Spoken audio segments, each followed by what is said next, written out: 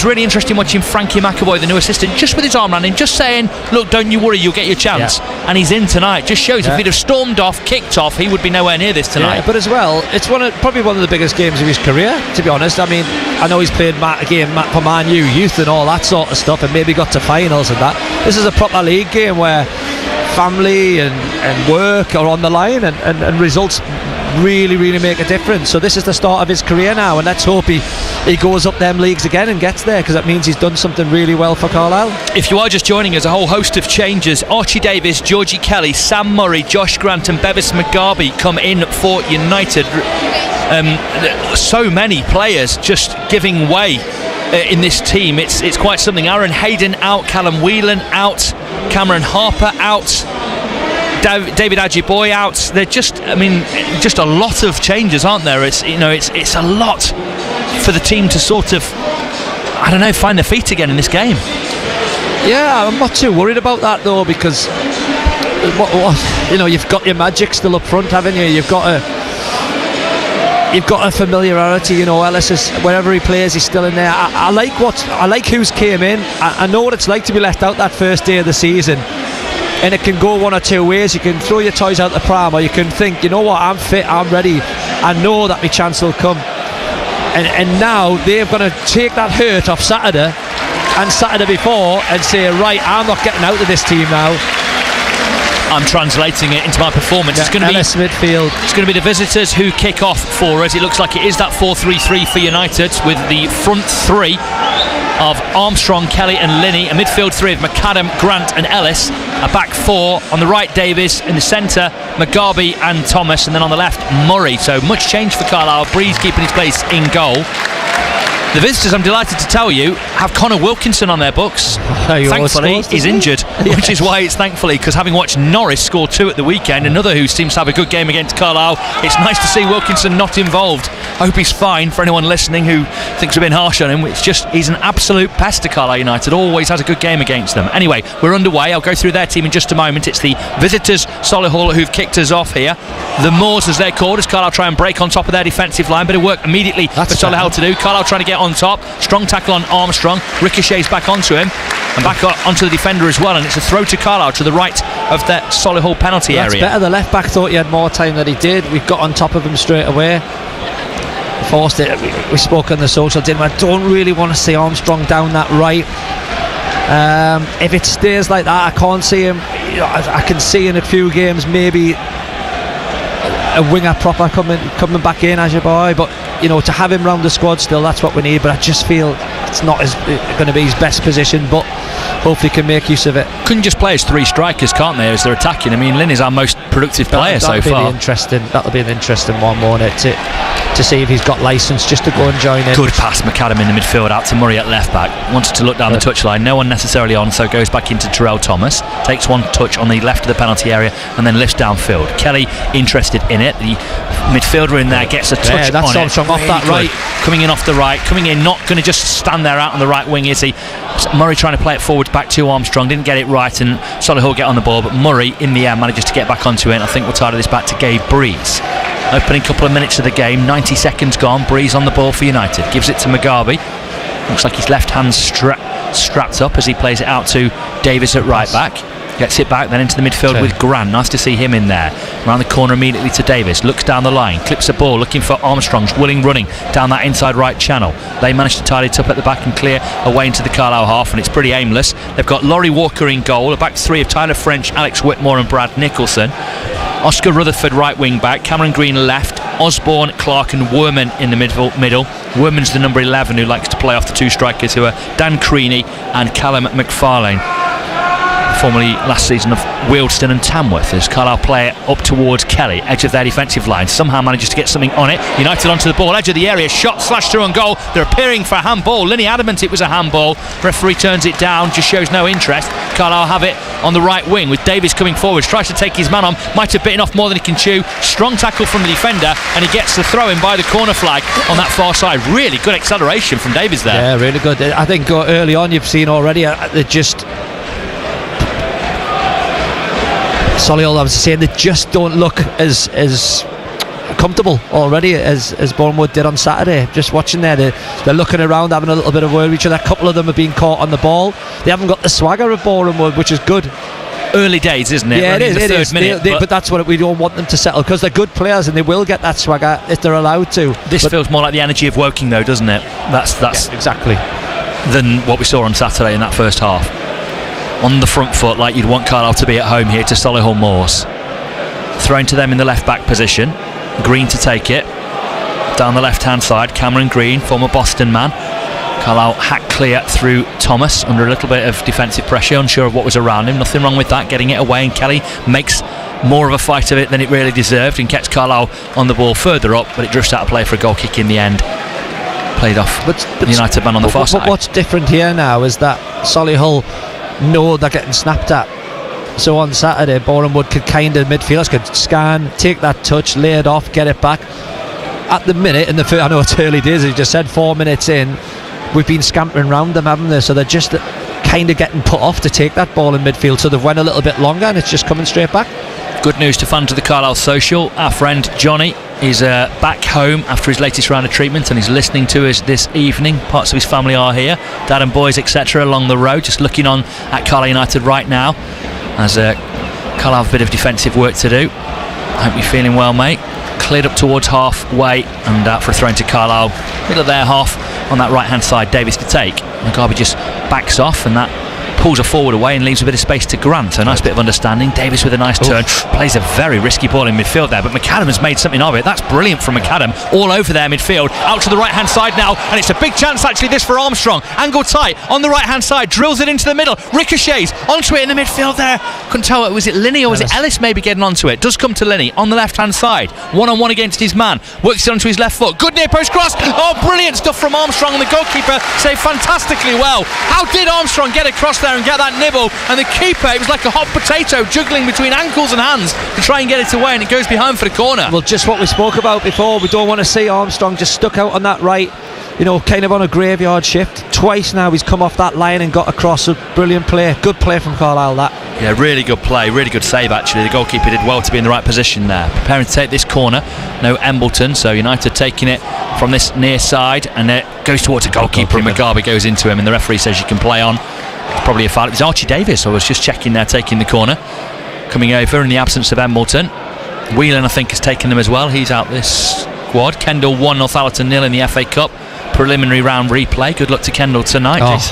Flick on there just takes it away from one of the Carlisle defenders, and it's picked up Solihull, edge of the area with Werman, tries to send a ball to the back post. They gather the second ball on the edge of the area. Osborne on it here, out to the right hand side it goes with Rutherford trying to link up with his fellow midfielder there. That's a nice turn, bit too easy. McAdam made it there, and a good running from Osborne, tries to dink it back post, big moment, headed, and it's a good save actually, Breeze, and the flag's up, and it's one way or another, it's a free kick or a goal kick. But yeah, Breeze is having a go, but what I would love to see is take it back a minute where Thomas has lost the first header.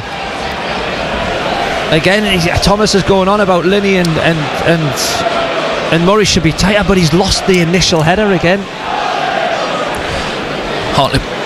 Northallerton have equalised quickly against Kendall. Hartlepool 1-0 up at Altrincham elsewhere in the National League. That's moving them up to second. Should score, the lad. I know he's offside, but should score. Yeah, it was a massive chance. That was a lovely dink ball into him, wasn't it? Really good flight of ball in from Osborne, breaking out in the midfield. He's the only change coming into their team for Tipton, who drops out. Worman, the number 11, who plays in that number 10 role, trying to play the ball down the left, but it just drifts through to Braze. Gives it quickly across the penalty area here to Thomas. Passed it behind and rather under-hit it towards Murray, who just lifts one forwards. And then you can see being held there. Kelly going battling for the ball, is taking a bit of a knock to the head. I think he's going to try and play on. Murray skipped out of the tackle there, which is a little disappointing to see. Now Thomas needs to come over and take care of this situation. Hooks it away downfield. It's pretty good work actually, that from Thomas.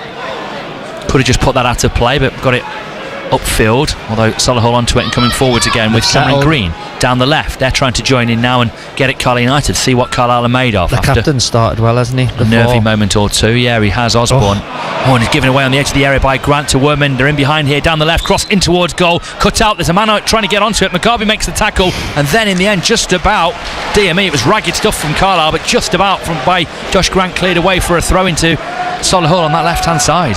Yeah, nervy, and there will be, won't there? expecting crowd again.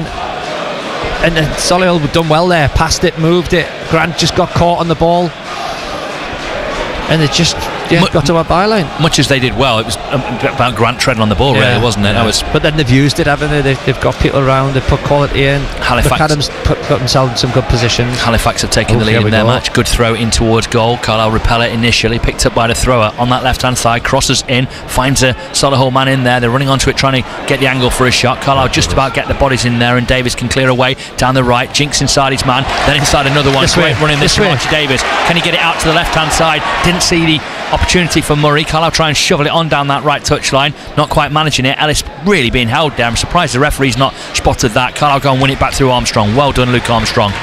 Always a willing runner. Crossfield ball, trying to find Georgie Kelly. It's going to go beyond him. Bit disappointing. It's a throw in this near side. Yeah, Davies, you know what? He looks very, very sharp, quick. He just needs to calm down on the ball. He's done a couple of great things, and then earlier in the game, he spun one inside to Grant, which got cut out.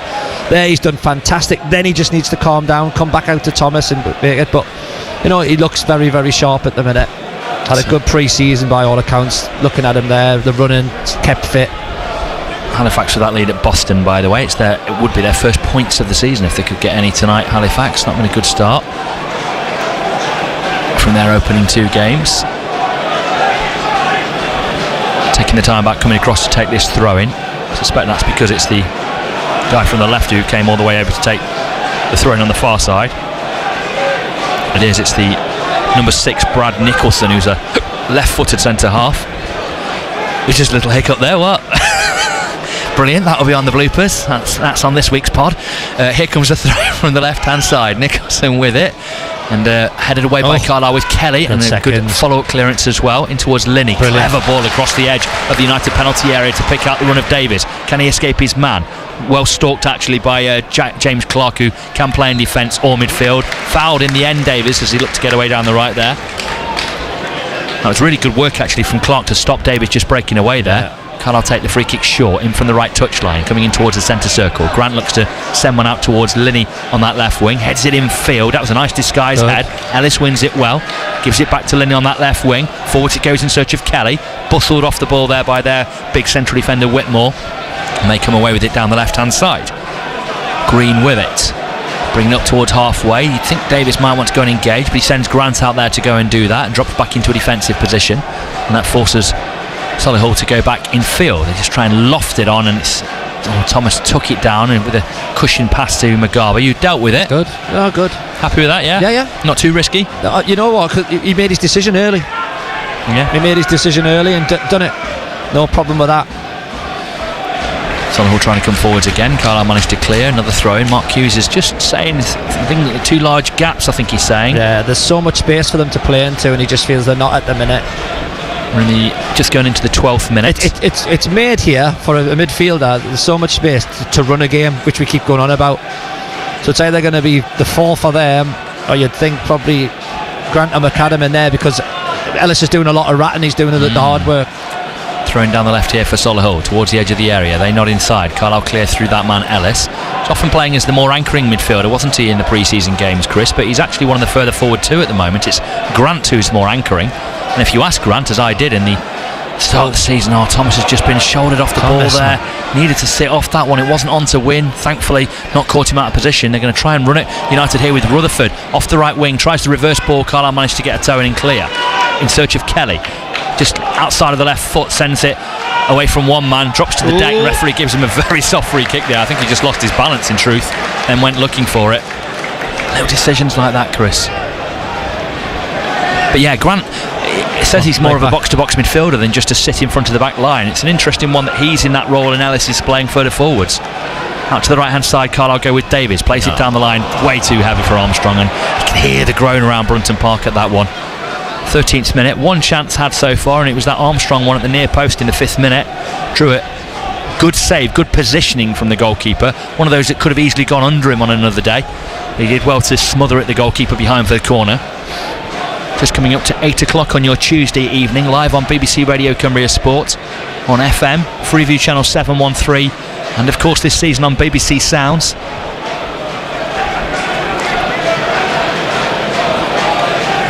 Goal kick downfield for Solihull. And a stopper Walker sends it into the United half.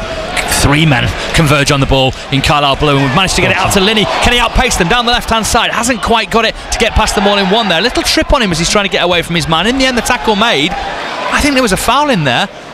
The referee just didn't quite want to give it so softly. Strong tackling around Murray there from their big number 9, Dan Creaney. Decent presence in the forward line, 6'2", 31, good experience. Came in from Tamworth in the summer. Grant gets on the ball, didn't take a very good touch actually, and almost allowed him to be tackled by McFarlane, the other striker.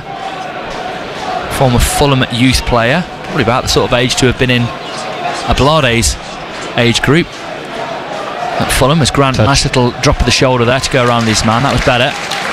After a sloppy touch a moment ago. To Davis on the right wing for United, coming forward from fullback. Lays it off to Grant in that midfield. On to McAdam. Cross it comes now, and Thomas can join in the attack. Murray's outside him on this left hand side. Linney trying to give a ball out to the wing, or was it Ellis actually out to the wing? No, you got time. Murray gets it back, can look forwards. Oh, can you see that run of McAdam going through into the penalty area? Linney goes looking for him. Really sloppy layoff there from McAdam. Far too lackadaisical, but Carlisle managed to win it back through Murray.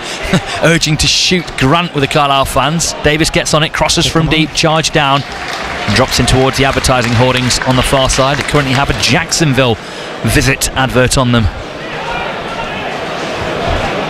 Yeah, the crowd are a little bit impatient there. A few groans as they're going on. I'd like to see more Davies there. He was 1v1, try and get at his man, but I don't mind the early cross if you beat that first man. But he's hit him twice now, and Kelly's waiting for that ball. Grant plays looking towards Ellis on the edge of the area. United trying to get the cross in towards goal. Volleyed away in the penalty area by Solihull. Drops towards their fullback Green on the far side. Taking some good positions, Ellis. Nice little reverse ball into Armstrong there. Carlisle taking the throw in quickly. Passed across the midfield now to Murray. 1-on-1. Had to be careful there. That's good, Grant. Oh, Grant's tripped on the ball, and Thomas had to step in and get onto it. To say, Grant's enjoying having the ball. He looks comfortable. That's a lovely touch. Well, it's not actually. Chance to smash in there, and Murray pulled out, and now Rutherford's coming forwards. It was Ellis's loose pass actually. Thought it was a good pass for a moment, but didn't carry to Murray, and he turned down the chance to smash into the tackle. From the right hand side, Osborne trying to make something happen here for Solihull once more. Double ricochet, gets it through to one of their players in the area, and it's Ellis who's got back there, who initially gave it away, who managed to get the clearance in. United nick it back through Linney as Rutherford tried to gather, and then the clearance downfield through Linney is a little bit too long for Kelly, and Solihull try and come forwards again. Chest control, Davis looks to stab it forward in search of Georgie Kelly. Tied it up though in between the back three. Kelly never going to get past all of them. Centre of their defence, Kendall have taken the lead again against Northallerton in the FA Cup. What a ball that is. It's a lovely ball out of defence out to the left wing. Solihull with a bit of space now to come at Carlisle United. Shot coming in, I think, across the face of goal. Breeze pushes it away, didn't look entirely confident. Cleared further away by Murray for Carlisle. Linney with the first time ball, then stabbed into Kelly nearly. Not bad that from Ellis, trying to do the right thing, but not carrying again. Brought forward by Clark out the midfield for the visitors. Solihull, who are really growing into this game, showing some of their quality down the right hand side. Little trickle ball down the line, then the cross comes in, left footed into the United penalty area. McGarvey clears, drops to Osborne, takes on the Hollywood volley, and it goes into the Warwick Road end for a goal kick to Carlisle United. Not the worst technique, no, actually, Chris, that. No, I thought he was right footed, but then he shifted his body to go on the left, but he's had a decent start. You've got to admit, we were very nervy at the back, and rightly so after the weekend, and they're passing it, they're moving it, but they're also a little bit nervy where you can get at them. So at the minute, I think that's what Mark Hughes is trying to get onto them. Come on, let's take control of this game. Carlisle are at Wealdstone. Don't forget, 5:30 kick-off on Saturday. We'll just basically follow the Barrow commentary and carry on into the night on BBC Radio Cumbria Sport. Wealdstone, though, taking the lead at Woking. Hardly anyone won at Woking until Carlisle did. Now it seems everyone is doing, as Kelly's brought down on the far touchline. Throw to United. About midway inside their half.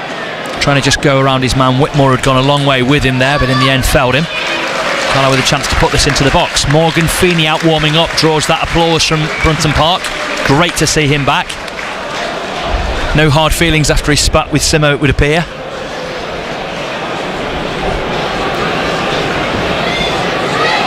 And it is brilliant to see him back. It'd be better to see him on the pitch, mind. As Carlisle have got this free kick on the right hand side, and it looks like Davies will take it again.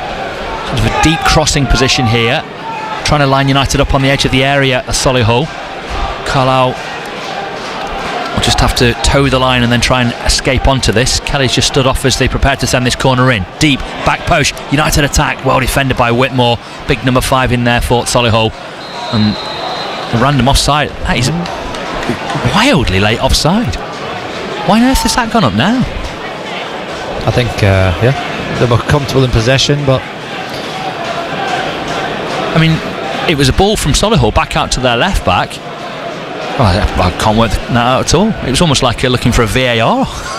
Let it run until VAR. Very strange. Late flag from the liner on the far side. Anyway, free kick in the penalty area to Solihull. 19th minute. Club Bruges have taken the lead at Rangers in the Champions League, looking to make it into the group stage. Belgian side Club Bruges.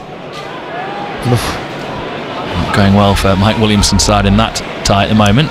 Well, his assistant, isn't he, to Russell Martin, but part of the regime there. Nice play down the left, and it should go out for a Carlisle throw as Solihull tried to come forward, trying to link up neatly. 11's sharp. 11's a sharp player. Yeah, Worman that is. Came through at Cambridge. Gates said he was part of that stock sign this summer. Largely non-league career since coming through at Cambridge. Still goalless here. They've had more chances than Carlisle. Carlisle just shading the possession. But you can see a bit of the quality, can't you? Yeah. You can see the core of what Andy Wing was doing here that earned him the move to Barrow. Yeah. They've got some quality. What I've liked, what I've seen from every team at the minute is, yes, they might have bigger hitters who have played a bit higher, but every team I've played against, they've got a massive work ethic, all of them. And the lads are sharp and hungry. And Armstrong was really buffeted in the back there as he tried to get on the ball. He's working hard to try and win it back for Carlisle, having a bit of a dig at his man. Comes out to their right wing back, sends across towards the back post. Nodded down in there. United need to be on the spot here, and just about did enough to trouble their men. Murray lifts it downfield. Trying to get onto it here is Georgie Kelly. Little chest touch on it, trying to get away. You can see Linney's been dragged down there. Kelly then chopped as well. The ref will give that free kick. Thank you very much. They just haven't got that other striker, have the Solihull. When they're going into the box, it's kind of a floaty ball to the centre forward or not really anything else. They kind of get to the final third and then they're just looking for that lad. So it's more going to be a mistake on our part, I feel. Murray's shown a worrying tendency already to go in field. Check inside and go in field. I want to see him going down the left-hand side to Linney. He might just be playing his way in though.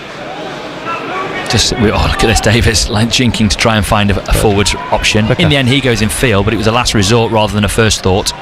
Ball out towards the left here. Murray should get onto it. Clever little disguise bluff from Linney to open up the space for him. Ellis. See, this is when a couple of midfielders now are just going side to side. That's when Ellis gets the ball. He's got to have a bit of imagination. He's got to fire it into an Armstrong's feet. Linney pops it around the corner here and tries to go after it himself after Murray had played it to him. Drifts away as it's cleared downfield into Terrell Thomas. Takes his time on the ball, then gives it down the line. Murray's got space, can run forwards. McAdam wants it inside, gets it. Armstrong, little reverse ball in. Great little chest touch on it from the defender there, who did well to block that one. Trying to do the very similar reverse ball to what led to Boreham Wood opening the scoring at the weekend, wasn't he there? McAdam saw the option to slide in Armstrong. Great run from him. Defender did well to cut it out. And it could be that Club Bruges are about to get a second at Ibrox against Rangers. Probably try to play out from the back. Wouldn't surprise you, would it? No. Well, that's what the talk was on TalkSport this morning. Sorry, other radios. You mean Firefly? I can't, to be honest, I can't imagine Mike Zallo was talking about what Rangers might be doing against Club Bruges, so don't imagine you could have pretended it was there. Clearance downfield, might have been. Kelly trying to get onto it, brilliant to get back up there after a stumble that might have been a foul, but the ricochet break gets Solihull on the ball, trying to come forwards here against Carlisle. Played down the right, it's a hopeless pass out of midfield there, and it will just drift out of play for a throw to Carlisle in the left back position. Well, it's plateaued a little, 22nd minute. Carlisle started very sharply. Solihull then showed a little bit of what they were capable of with the way they've got forwards. At the moment, it's a very even contest. Just hearing a score there that I slightly missed. Kendal are now 3-1 up, latest score coming in from their FA Cup tie against Northallerton. As Davis has checked inside his man and is trying to run through that midfield again. Fantastic running, slides it out right hand side now. Has support down that right. That's where we need to keep going. It's slowing down the attack, isn't it? Infield it comes via McAdam to Grant. Not necessarily got an option, so he turns and goes backwards. Tamworth have taken the lead against Truro. And then it goes out to that right hand side to Davies again, who at times he looked last year winds up being United's main attacking force. Gibson goes on that far side with McAdam, gets it back. Can he take his man on? Just pops one into the area looking for Armstrong, trying to make a nuisance of himself. Solihull trying to clear on that left hand side, bit of pressure on the defender there. Off it comes the Carlisle man and out for a throw into the visitors in the left back position. 0-0, BBC Radio Cumbria Sport. Great to have your company with us on this Tuesday evening. Relatively freezing, chilly. By all accounts, Mike Zeller has just texted me to say that they actually had a Rangers chat this morning with producer Steve at 7:15. You could check it out. So there you go. You might have been listening to the Mike Zeller breakfast. Yeah, there you go. Well done. I don't think anyone's noticed that basically now. Thrown out from. I love how joined up we are. Nice, Mike, who's probably listening and here watching this evening. Listening to us on BBC Sounds as you can do in the ground now. You can even just have those fancy Bluetooth headphones on with your phone in your pocket. BBC Radio Cumbria commentary of Carlisle on as the team are doing it all in front of you here at Brunton Park, or in your back garden, or wherever you want to take us. Clearance down the right from Mugabe for United, up towards halfway. Armstrong couldn't get there before the Solihull man. Little flick round the corner, trying to get them going forwards. That's neat play actually. They've got a man over on this right hand side. Carlisle under a bit of problems here. Comes to Rutherford on the right. He's the man over, shoots at the near post, trying to catch out Breeze, who got down well for a big man. Pushed it behind for a corner to Solihull. Yeah, I'm not sure if he meant that or just tried to whip it across, but it could have caught Breeze out, so he's done well to get down, get a strong hand. Good play from Solihull though, pass move, and then again fit lads on the wing back positions trying to get round. Corner to Solihull then. In swinger, left footed from this near side, the right, at the Warwick Road end, in towards goal. Carlisle have got something onto it, comes to the back post. Solihull lining up the shot in towards goal, always going over. Breeze didn't look like he was coming for the corner, but he was certainly in a good position to block that had it been on target, which it was not. Tamworth have got another already against Truro. Tamworth 2, Truro 0. Tough time of it so far for the Cornish side. Bottom of the table, no points, and 2-0 down again in their third game of the season. Coming to Carlisle at the start of September on the 6th. When we chatted to them when the fixtures were announced, they were full of hope, and I wonder if they'll feel that way when they do come here in September. Clearance away from Solihull as Carlisle send it forwards. Terrell Thomas running across Bevis Mugabe, getting in his way and clearing it out for a throw-in. Well, I don't want to be too critical of Thomas there. The pair of them didn't communicate, did they? Mugabe didn't shout for it. Mark Hughes again up to the edge of his technical area to shout instructions on. But you can perhaps forgive them that, can't you, Chris? Because Mugabe perhaps, there's the understanding won't be there yet. Yeah, he's got to go for it.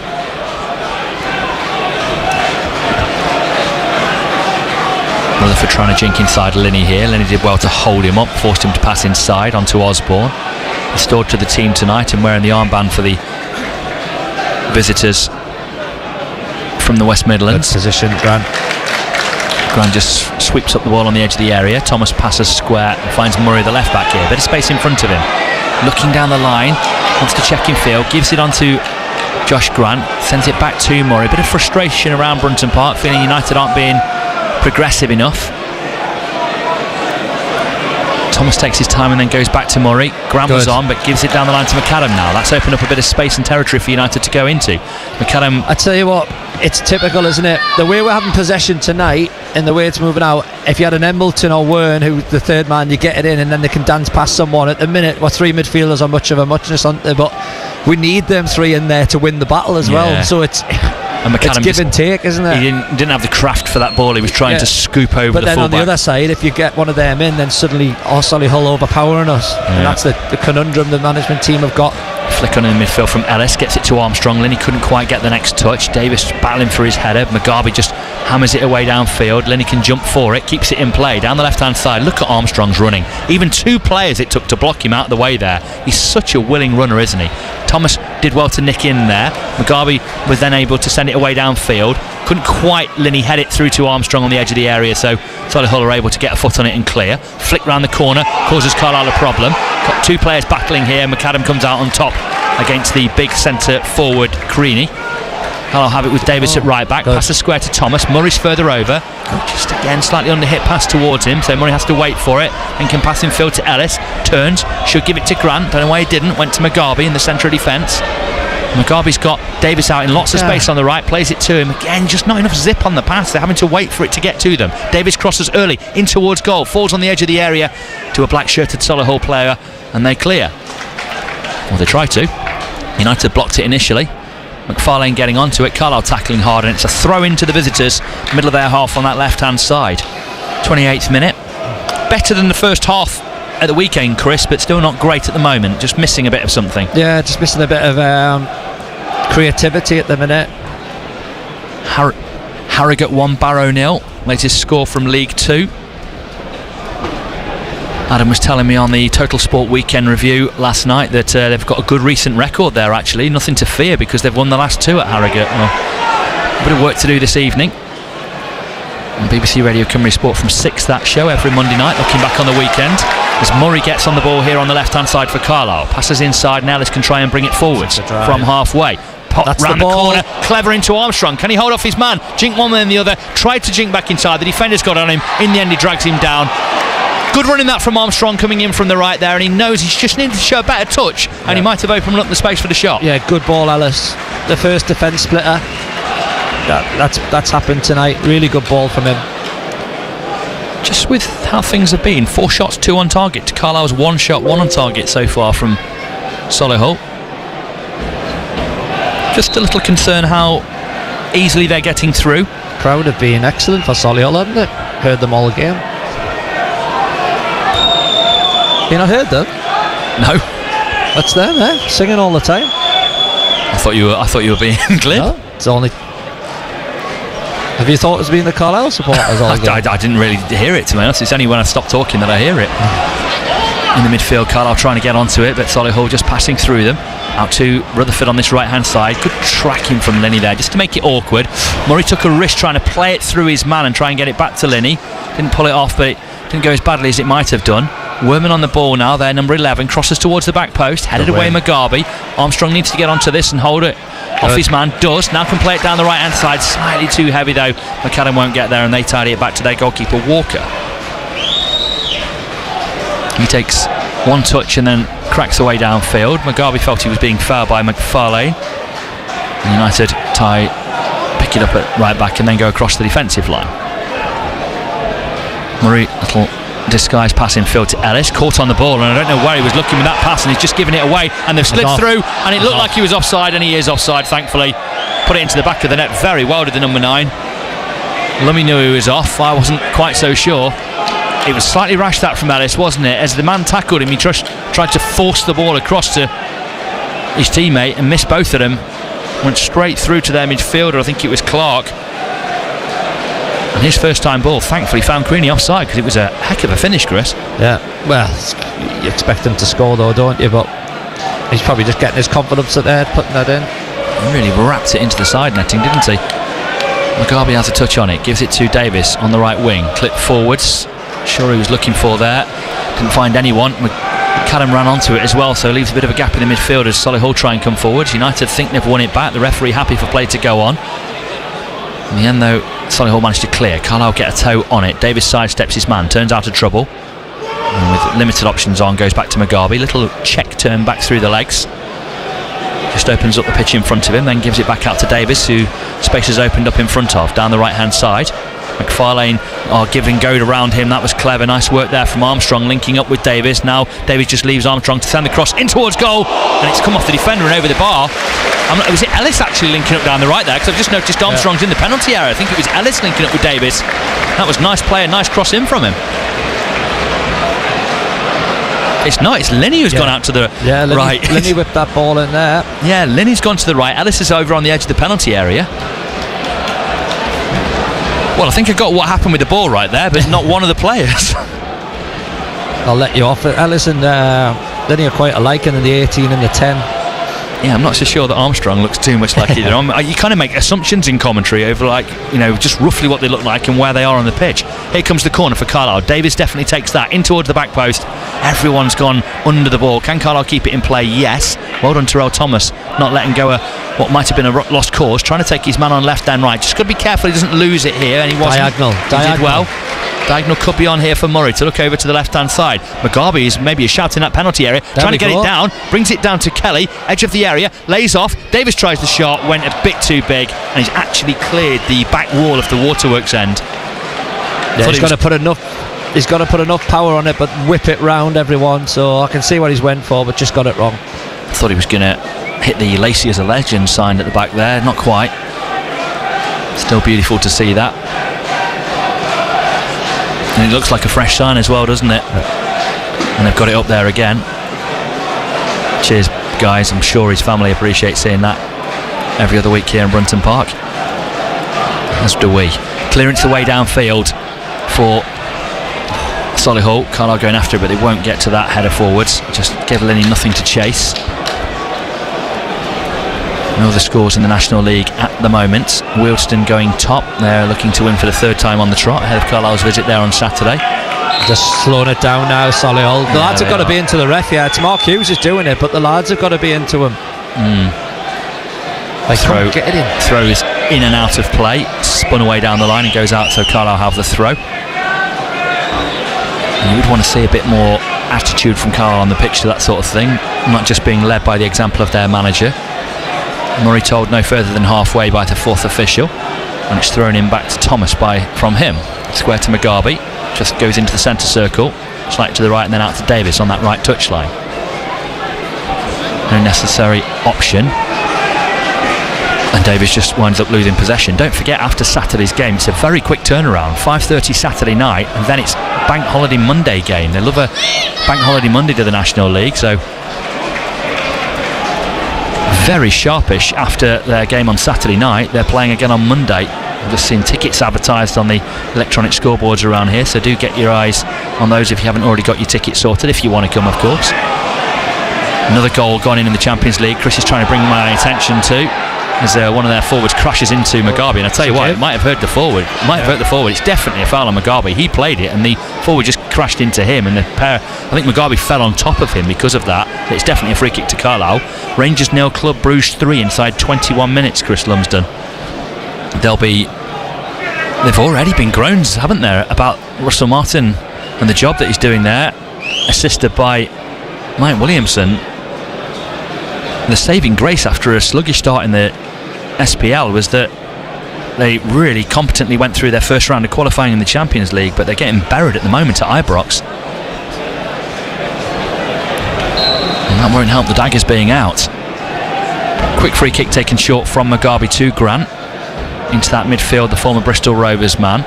Down the right hand side here for Carlisle with McAdam. Grant gets back onto it. Ponytail fluttering behind him as he tries to play an inventive ball through into the forwards, but a bit too much and a bit too astray, a bit too forced probably, and it drifts behind for a goal kick to Solihull. 36th minute.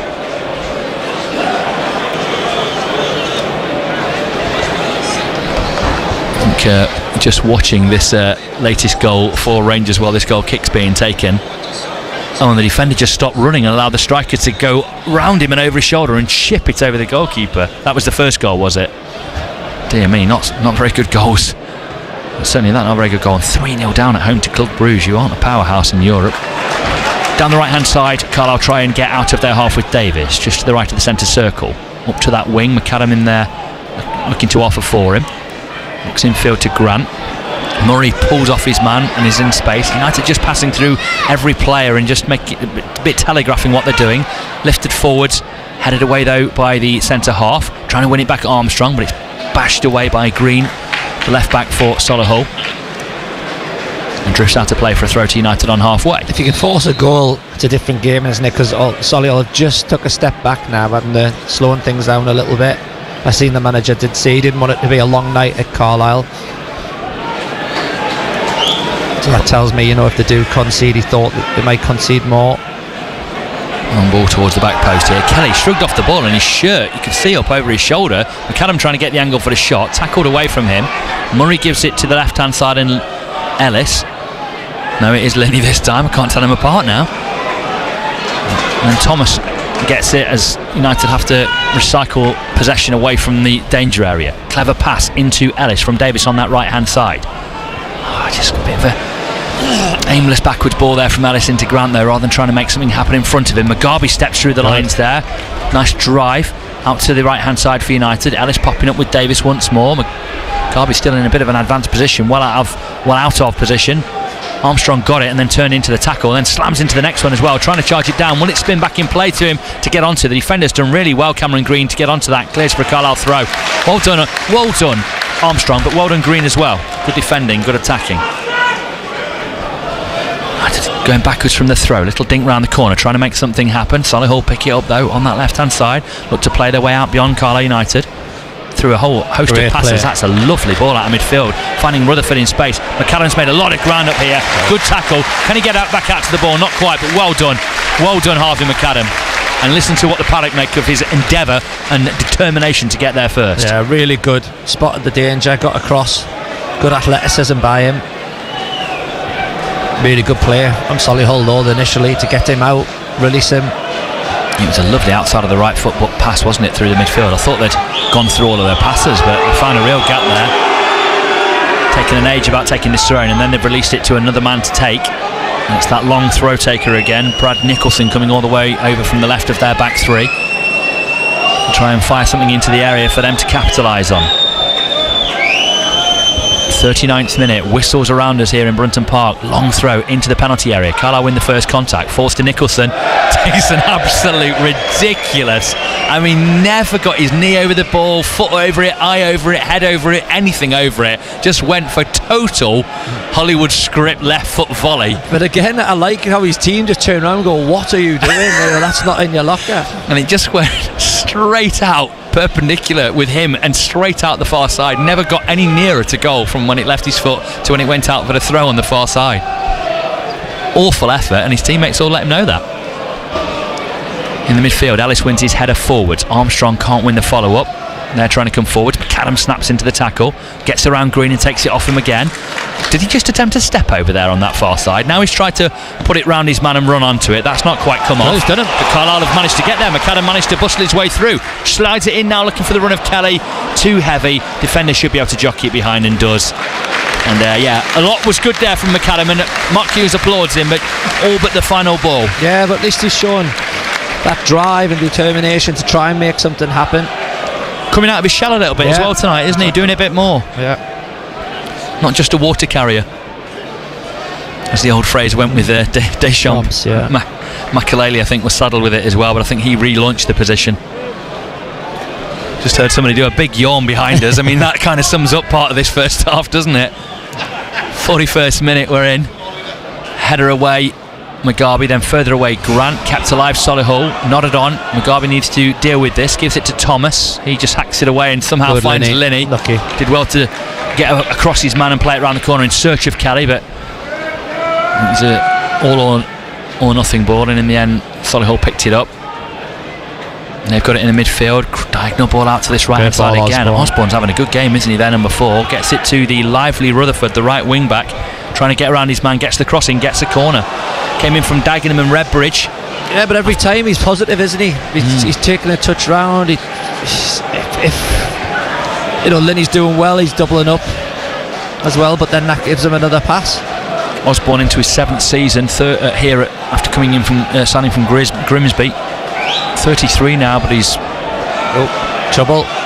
Taking it short, and they've doubled up, got the cross in towards goal. Header drops from a Carlisle man. Linney in there trying to hack it away. He's just gone up in the penalty area. Carlisle need to win that next contact if they can. Volley towards goal, just wide. I think it might have hit the stanchion on its way past the pole behind the goal that supports the net. Yeah, that can go anywhere, that corner, with that technique. Don't think he's left-footed either, but gets the contact he wants, and as you see Breeze going for it, you think, oh, that's going to be close. Yeah, James Clark was it, number 2, took it on his left foot, signed from Mansfield, but came through at Burnley, so we'll have a bit of technical pedigree.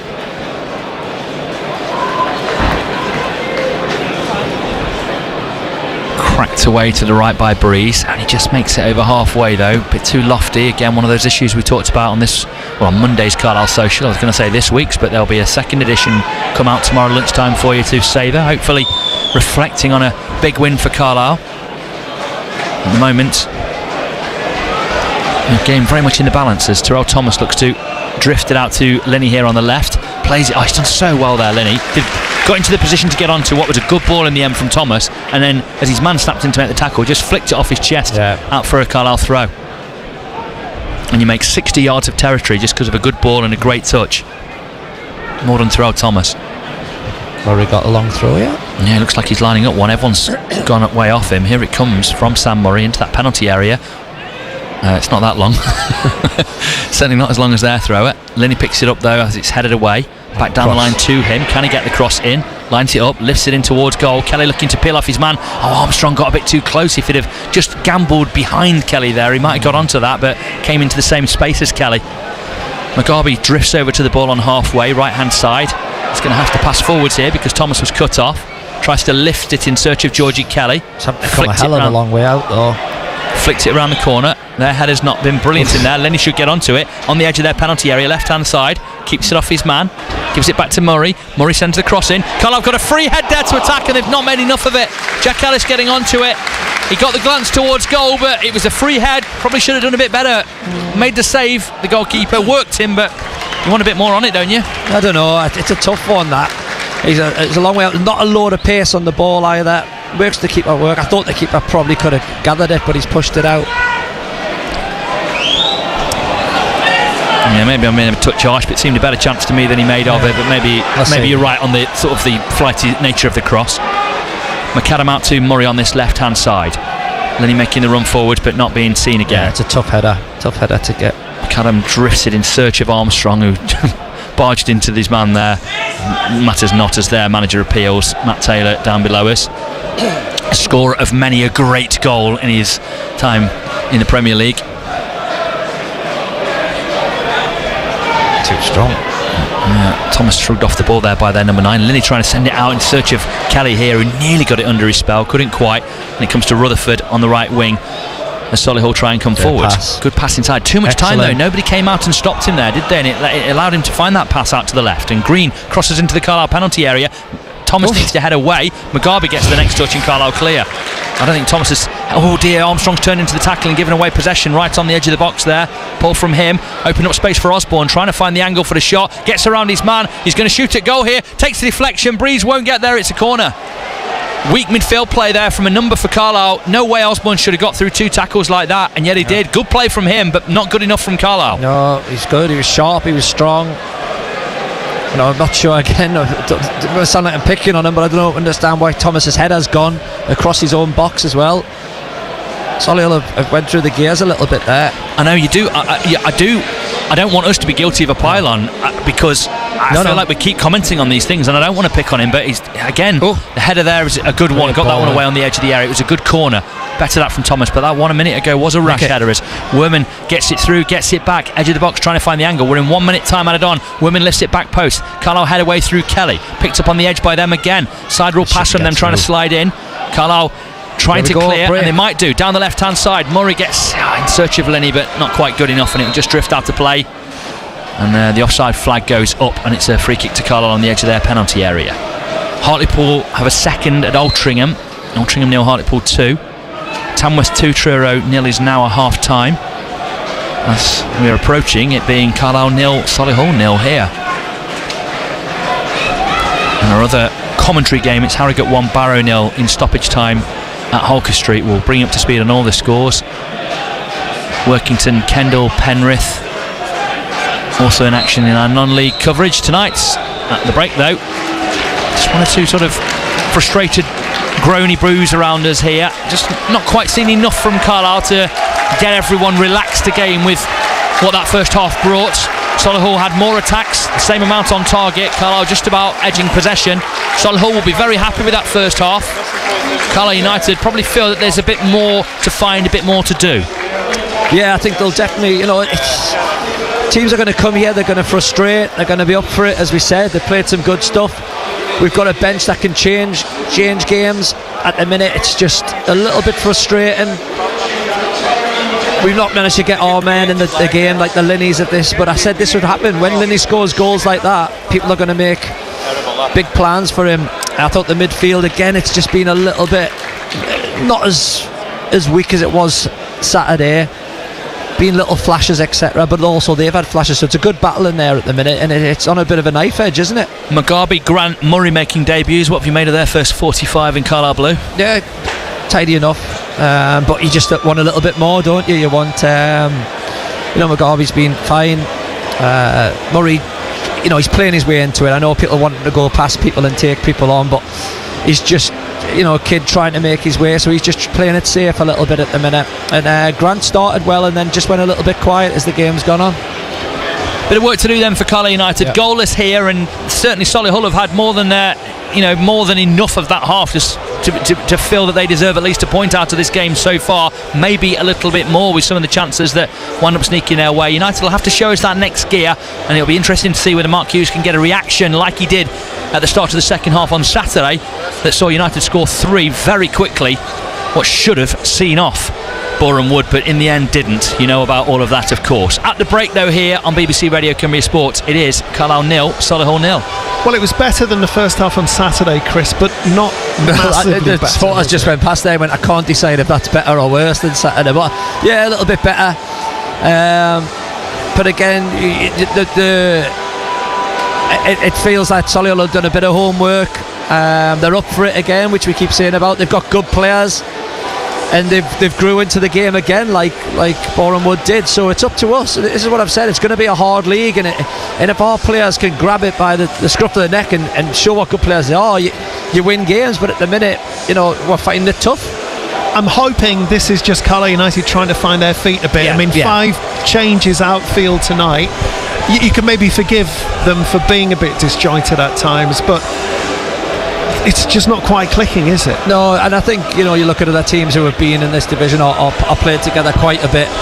You can see they've got systems of play, they've got phases of play, they know what they're doing. You know, if you've made 5 changes, this is what's going to happen. So they're training up together, but I think tonight is a night again probably for a bench that's going to make a change. I think Luamba pace might make a bit of a difference, and some cleverness in there as well. Matt on X says another really poor half. Too many aimless balls forward that just aren't sticking, and too many players dwelling on the ball. Needs a Wern or an Embleton on, someone who can unlock a pass. Yeah, exactly, but that means the other midfielder who comes off, the rest have got to really put a shift in and make sure they get to grips with the Solihull midfield, who have been really disciplined, but also being, you know, enthusiastic. They've been determined. They've got around. They've got some legs there, haven't they? And they've got aggression. So yeah, everything that we thought these teams are going to be in this league, and it's up to us to try and make something different and get that first goal. Mike in Whitehaven says summary of that first half forgettable. Kevin Egremont says just like we've been playing for the last year. Garbage, says Kev. 81333 is the text number. Start your message with the word Cumbria at the beginning. So it's goalless here at Brunton Park. Carlisle United against Solihull Moors. Let's hear about our commentary game on DAB Plus and medium wave at Wetherby Road, where Barrow trail 1-0 at the break in League 2 at Harrogate Town. Adam Johnson and Alex Meakin watching this one. Yeah, half time here at Wetherby Road, and it is Harrogate who lead by 1-0. The goal very much the recipe of Barrow's own doing. It was a mistake on the halfway line from Charlie Raglan, held onto the ball too long, was caught in possession. Eventually the ball was threaded through to Sean Mikulski, who broke the Barrow back line to bear down 1-on-1 with Will Stanway, tucking it underneath the legs of the advancing Barrow goalkeeper to give Harrogate the lead. It was a goal very much that you could see coming, because it was many times in the first half where Harrogate tried that same move, catching the Barrow defence flat-footed, hitting it over the top. Will Stanway on a couple of occasions coming to Barrow's aid by just getting there ahead of Mikulski on a number of occasions, but very much work for Barrow to do. They have had a little bit of joy going forward. One opportunity carved out, delivery from Ben Jackson out wide, falling to Jack Earing in the penalty area, putting his foot underneath the ball and putting it over the bar. And then they had another opportunity not long after, falling behind. Barkhazen on the left, putting the ball in the box. It was Ben Jackson that was the man to attack it, but a brilliant block by Warren Burrell in the penalty area for Harrogate, keeping the Barrow winger at bay. But ultimately, Alex, we could well have been talking about Barrow being further behind here, because Harrogate have been ruthless in their shape, and they have been causing Barrow problems today. Yeah, they have, and exactly how I thought the game would go has. But at the end of the day, it's only 1-0. So, you know, again, this first part of the second half is absolute momentous now for Barrow. They've got to come out with a little bit more belief than they finished the half with, because they had backs against the wall for definitely the last 10 minutes, and just try and be a little bit more dynamic in the final third, because they have caused 1 or 2 problems. You know, Jackson got in, and Barhausen got round the back at one occasion, and as I say, they just need to give more momentum up the top end of the pitch. One thing that has been letting Barrow down, that they had a lot of joy in the game on Saturday, is their possession play. A lot of slack passes, especially in the final third and in the Harrogate half, which have led to Barrow getting in some good positions but not being able to create from it. Harrogate in the end, they have been ruthless in their shape and have caused Barrow problems. There's a lot for Andy Wing to ponder. You'd imagine during this half-time break, you'd imagine there'll be a lot of words in the dressing room. They need something to inspire in the second half, but at the break they trail here at Wetherby Road by 1-0. Kevin says that chance was a miss. Barrow undone again. Let me clarify, given the number of chances Harrogate have just had. I was talking about the shot wide of the post. Barrow were off the pace tonight.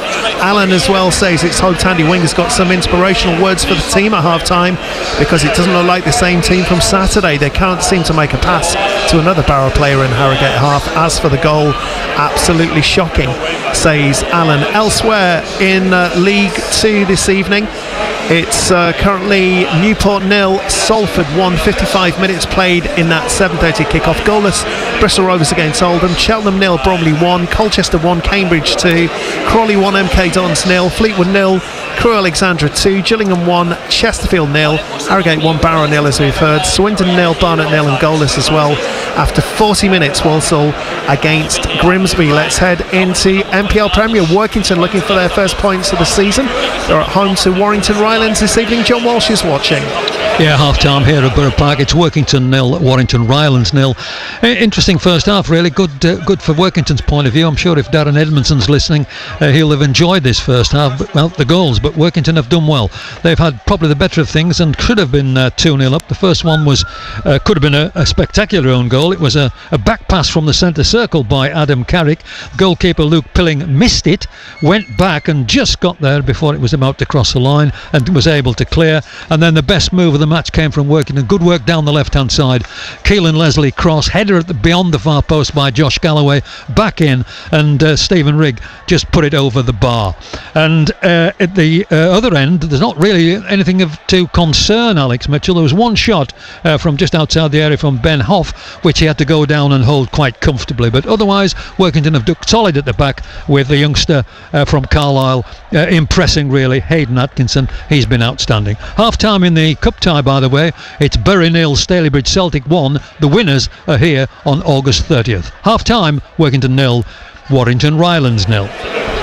Well, on the FA Cup theme, let's hear about Kendal Town, who look as though they're in control and on their way to a home tie against Dunstan in their replay. They lead Northallerton at the break at Parkside Road. Gary Woodworth. Yeah, 1-3 in the next round at half time. They lead by 3-1. 2 goals in the first 3 minutes, actually, from a free kick converted by Dan Graham, and a host of players arriving in the box late. He got the final touch for 1-0. Straight from the kick-off, the visitors equalised through Alistair Banks, who wasn't properly picked up. A window effort was headed off the line before Kendal retook the lead on 12 minutes. Jamie Lucker, who just can't stop scoring recently, after barely intercepted the keeper's kick, barely tried to convert it himself. The ball fell to Lucker, who headed home for 2-1. Further chances, or half chances for Lucker. Now Calverwaite and Jack Milburn before the third goal came on 18. Joshua Winder whipping the cross, met at near post by the head of James Bailey for 3-1.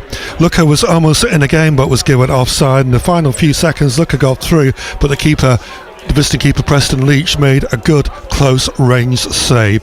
So far so good. 3-1 to Kendal Town at half time.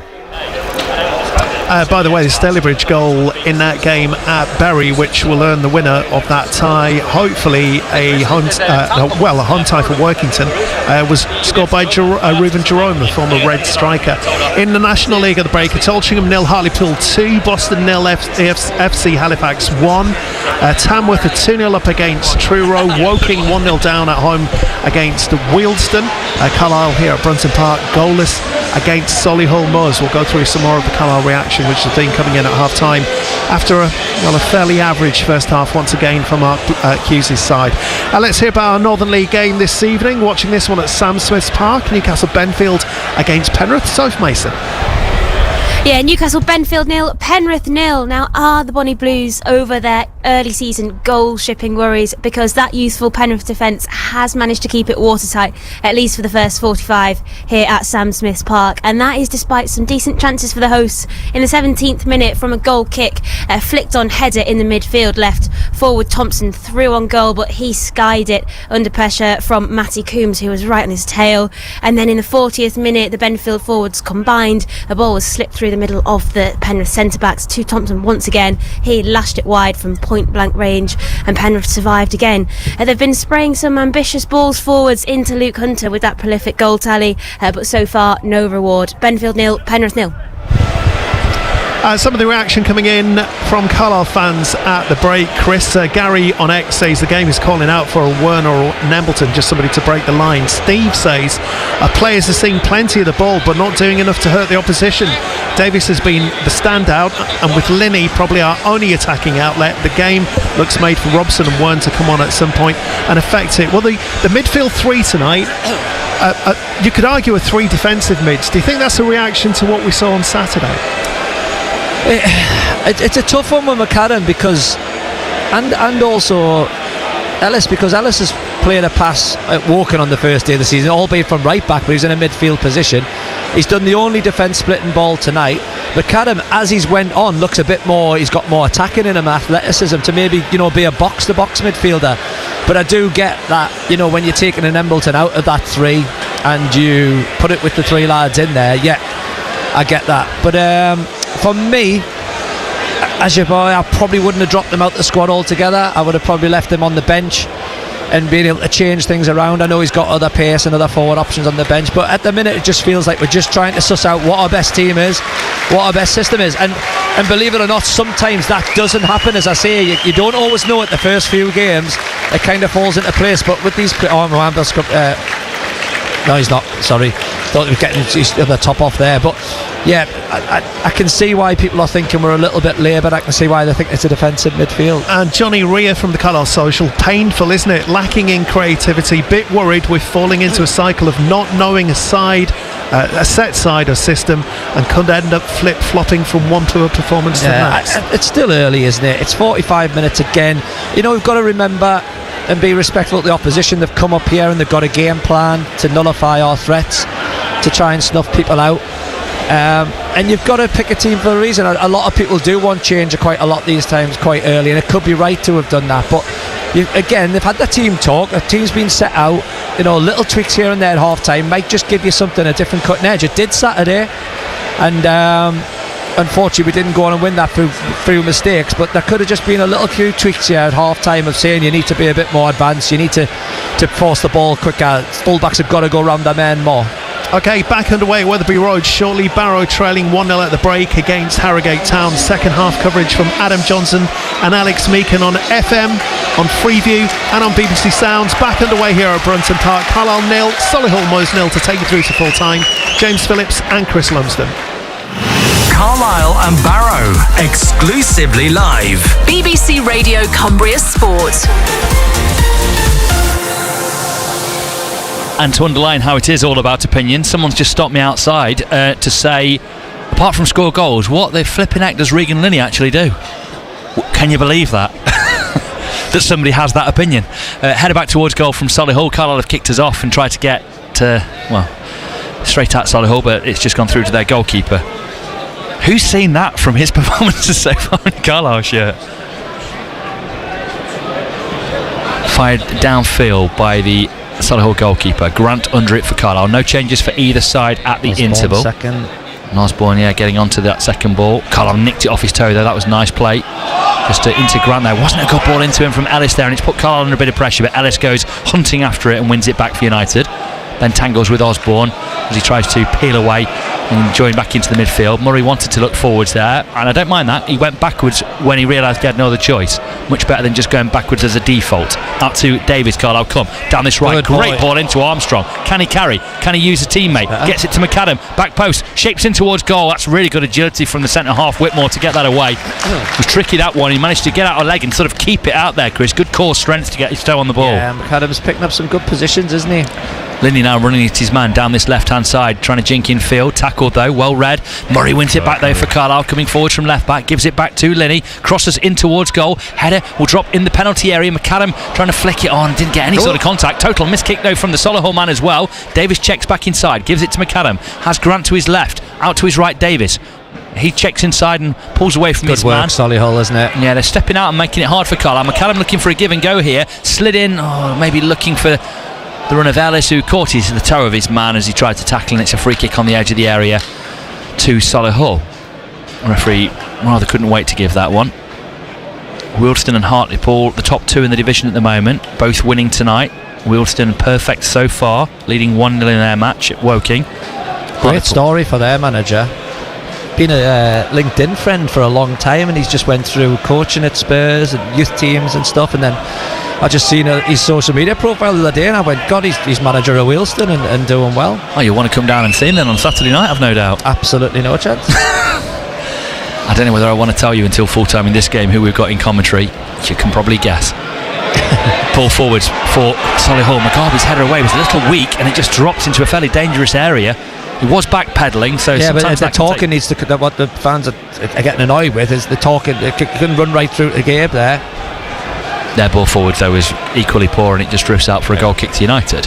And that's you get away with at this level, don't we? We got away with it a little bit more at League Two as well, where mistakes don't always get punished. Another international correspondent is here this evening. Paul, who regularly gets in touch, a Carlisle fan from California, is in attendance this evening. Came and said hello at half time. Nice to meet Paul. Ball forwards for United, just easily headed back though by Solihull. Carlisle through Grant managed to get it out to Murray, who finds Linney, gives it back to Murray under pressure. The good thing about Linney is, all his passes are very crisp, aren't they? And he zips it in. He says, go on, you deal with that. Well, just look at that one from Thomas, and again it just falls on Thomas, but we talked about this with him and Hayden as well. The passes just take too long to get there. Look, that one from Breeze, too slow, zip it. McGarvey touch better there, but pass it with purpose. Good work. That's a really good tackle. Don't give a foul. Yeah, it's not a foul. Oh, it's a really poor touch. No, I don't want Carlisle to get fouled, but if he gives a foul there, then every tackle's a foul. And it was a great tackle, wasn't it? Really good work from the number 7 running back McFarlane. See, Grant there is the centre midfielder. He's got space, but he's given it to Thomas to do his job. Thomas bringing it forwards, and it's a poor pass. Got into a good position. He showed ambition and endeavour to get forwards there, Thomas, but then the ball he actually produced was poor. Grant's then overrun it and given it back to Solihull on halfway. They pass square to this left-hand side. They've got no pace, they haven't got that out-and-out pace, Solihull, because if they did, they could have been away a few times tonight. They've got sharpness, but they've just not got that. Green, the left-back's all right-footed. Kind of saw that from him in the first half. Pass forwards is poor out of defence from Nicholson for Solihull. Carlisle get it up to Kelly. It sort of ran through him rather than he cleverly turned his man. MOM at the minute. Who's that? Their skipper. Yeah, Osborne. Yeah, did well again. Here they come down the right hand side with Rutherford, who was lively in that first half. Goes for the shot, hits the bar. Outside of bar and post, must have taken a deflection off Murray because it's been given as a corner, but it hit the angle of bar and post there. That could have easily gone in. And just little moments like that, Chris, can be the lead in the game. Yeah, you know what? He's direct, and that's what we need people to be like. Not the fastest, as we said, not got the tricks, but just puts his head down, pins his ears back, and gets the deflection off the bar. And it's a corner to the visitors, Solihull. Just kind of old school wing play, isn't it? Left-footed in-swinger in towards the back post. Breeze punches away to the edge of the area. Sent back in there by Green there, left back. Carlisle can try and break away down this right-hand side. He's seeing him, good vision. It's great, nearly. Okay. Good effort from Linney there, trying to get that ball across the midfield. Carlisle slamming to the tackle there with McAdam.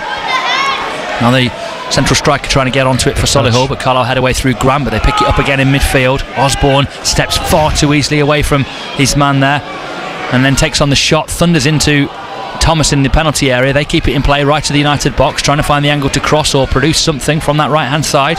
jinking turn left and right there from Osborne's having a really lively game. Pass across the edge now to Werman on his left foot, gets the shot towards goal. Breeze falling to his right, pushes it away. I think Chris Lumsden to my right felt like he should just have caught that, Gabe Breeze. I was worried about the follow-up. I thought it was falling to one of their men, but he gets enough on it. But Osborne, as we just alluded to, running the game at the minute. Yeah, they need somebody to get a grip in that midfield. He's just pulling off them all. Penrith are now 1-1 in their match this evening at Newcastle Benfield. More on that one from Soph Mason at full time. Hopefully on a Kendall win from Gary Woodworth and maybe even a Workington point or more via John Walsh at full time in this match. Here we are with Carlisle trying to come forwards. Oh, really clever ball there from Ellis trying to pick out Kelly. United still coming forwards with Linney. Shot away. Oh, wrong foot of the goalkeeper with the deflection and went just beyond the back post for a corner to Carlisle. Yeah, Ellis again, the one who's just trying to force the issue there. Instead of passing side to side, he's the one just trying to create a little bit. Good on him. Maybe just crying out, much though I like that from Ellis for a sort of a Werner and Embleton in that but pocket now. Not for him. Yeah, no, nothing. Yeah, definitely not for Ellis. No, he's the pick of the three, isn't he, at the moment, as Davis prepares to take this corner. Right-footed out-swinger out towards that back post, drops in the area. United couldn't get the touch on it, cleared away by... It was a bit floaty. Solihull. United left it back in through Murray, left-footed into the area. Kelly trying to get onto it. What did that come off? Carlisle get there. Referee, in the end, it's played off Kelly. I thought I'd heard a whistle there and looked to the referee, but nothing was doing. It's just behind for a corner. Kelly got around his man and slammed it towards goal, but the defender blocked well. For a moment there, I thought somebody was going to run onto that and lash home for Carlisle. Ball boy not showing enough urgency for Chris Lumsden's liking. Not at all. Davis taking this corner. I wonder if we'll get a bit more zip on this one. Here it comes. It's more of a floaty one to that back post. United attack it well, but it's a really good header from Whitmore, who's their big, tall centre half. Carlisle, nice pass there from Murray out to this right hand side for Archie Davis. Wants the ball down the line, slides it down the line. McAdam gets there, little nudge in the back from the defender on him. McAdam turns, can he find something? Back heels, does really well, gets it to Archie Davis, sweeps it past his man. Can Grant keep it alive for Carlisle? No, the man gets away, and there's a little break on here potentially for Solihull. Carlisle snapping, good tracking there on that left hand side from Linney. It's Linney, is it? Really good play from him, and he then tries to turn defence into attack as he drives at his man down the left hand side, and he's got to throw him for his side. Good running from Regan Linney, and Mark Hughes asking the paddock in Brunton Park to get going with the team, and they respond, of course. Even after the deflating nature of letting the lead slip away at the weekend, as he came up to his interview in the media area after the game on Saturday, you knew he was coming because you heard Mark Hughes, Blue and White Army start up still from the fan zone. A popular figure. Like to see him, his side get more wins and have that grow. Ball into the area. Flicked on for Carlisle. Behind it goes off one of the Solihull man for another corner. McGarvey got across his man and flicked well. He's a threat in there, McGarvey. Just think, if he wants to win it, he can win it, and he has been. Yeah, getting up well there. Good athleticism at the near post, too. Right above a similarly tall man. Yeah, Davies on the corner now, in swinger. Let's see if he can get this on the money. Archie Davies over it for United. 55th minute. Here it comes, swirled in towards the edge of the penalty area. Drops to Kelly. Oh, smashed it over the bar. Dropped chest control, left foot lash. Always rising, not into the roof of the net, sadly, just into the fans behind the goal. Yeah, great technique, but it's going to be tough for him, isn't it? That all the bodies are in front of him there, so he's got to get it past them and somehow get it on target as well. Just a little bit of pressure building there. And then Solihull at one point will go, you know what, we're ready to take this point. Step back about 3 or 4 or 5 yards. Then the gaps open up. Then maybe your Embleton comes on and finds them pockets of space. Good chance apiece in this second half. Kelly with that one there. And there, well, it's less of a chance for them, but it did hit the bar, didn't it? Which shows how close and dangerous it was. God, with a slightly slack pass from McGarvey there in the popping up in the midfield, and in the end it winds up breaking through to Solihull, and they've got it out to this left hand side with Green. He'll have to come inside. He doesn't have the left foot to go it. Davis around the corner there, might get it back though from one of the forwards, peeling off, trying to give him support. Cross will come in from the left. Nicholson charged down by Armstrong, sends it in on his right foot, drifts over everyone. Gabe Breeze needs to and does come and gather. It's a bit of a muchness, both teams, haven't they? They haven't got that out and out pace. Breeze's bowl over there to in search of Linney, just zipped away from him, needed to get it before it bounced, I think, Regan. Thomas just smashes that away downfield, and that is just an aimless clearance. And drifts over, and I think it's going to go out for a goal kick. It's actually stopped on the byline at the corner flag. That's amazing. He'd have been taking the break if he'd have produced that on a snooker table. Clearance away for United. Go on then. And now they can get onto this. Solihull slightly slack for once in the midfield. Davies running forwards up towards the edge of the area. Just tried to ball in towards Armstrong, but too much on it. Full flight. Maybe should have worked onto his left and gone for the shot. I'm not sure. I think it was a decoy run from Armstrong, wasn't it? It was a tricky pass to Fettel at the speed he was running. Carlisle with a strong tackle on halfway. Gives a free kick. It is a foul. Bit of rolling around now that the United man's not too bothered for. He's coming around to him saying, I think he's saying I didn't touch you. No, he did. He flicked it round. Murray just clattered into the back of him. I don't know whether the referee's going to pull out a yellow card here for Murray. He's taking him over to one side. When it is, it's a yellow card for Sam Murray. Obviously did get a bit of him. Didn't seem too happy with the ref's decision or the players' antics, Sam Murray, but the referee didn't see it that way. Saw it your way, Chris. Woking have equalised against Wealdstone. Elsewhere in the National League.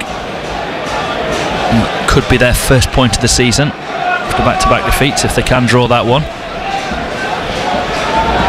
Drops Wealdstone off the top of the table as well, behind Hartlepool on goal difference. Not that it matters. Ball forwards, Breeze comes and gathers nicely, edge of his area. Yeah, poor from Solihull, thankfully. He's taking his time, Breeze, bowling out as their defenders hair back, trying to get into defensive positions. I think Boreham were better. Yeah, I reckon so. I reckon so, and they made us play better as well. I think if Carlisle can show the quality they did in that 20-minute spell at the start of the second half on Saturday, they'd see these off, but they haven't. Little things like that, just a little bit pedestrian in midfield, United. Trying to get a ball here for Archie Davies. Mark Hughes nearly encroached into the Solihull penalty area. Fourth official just getting involved in where Davies takes this throw.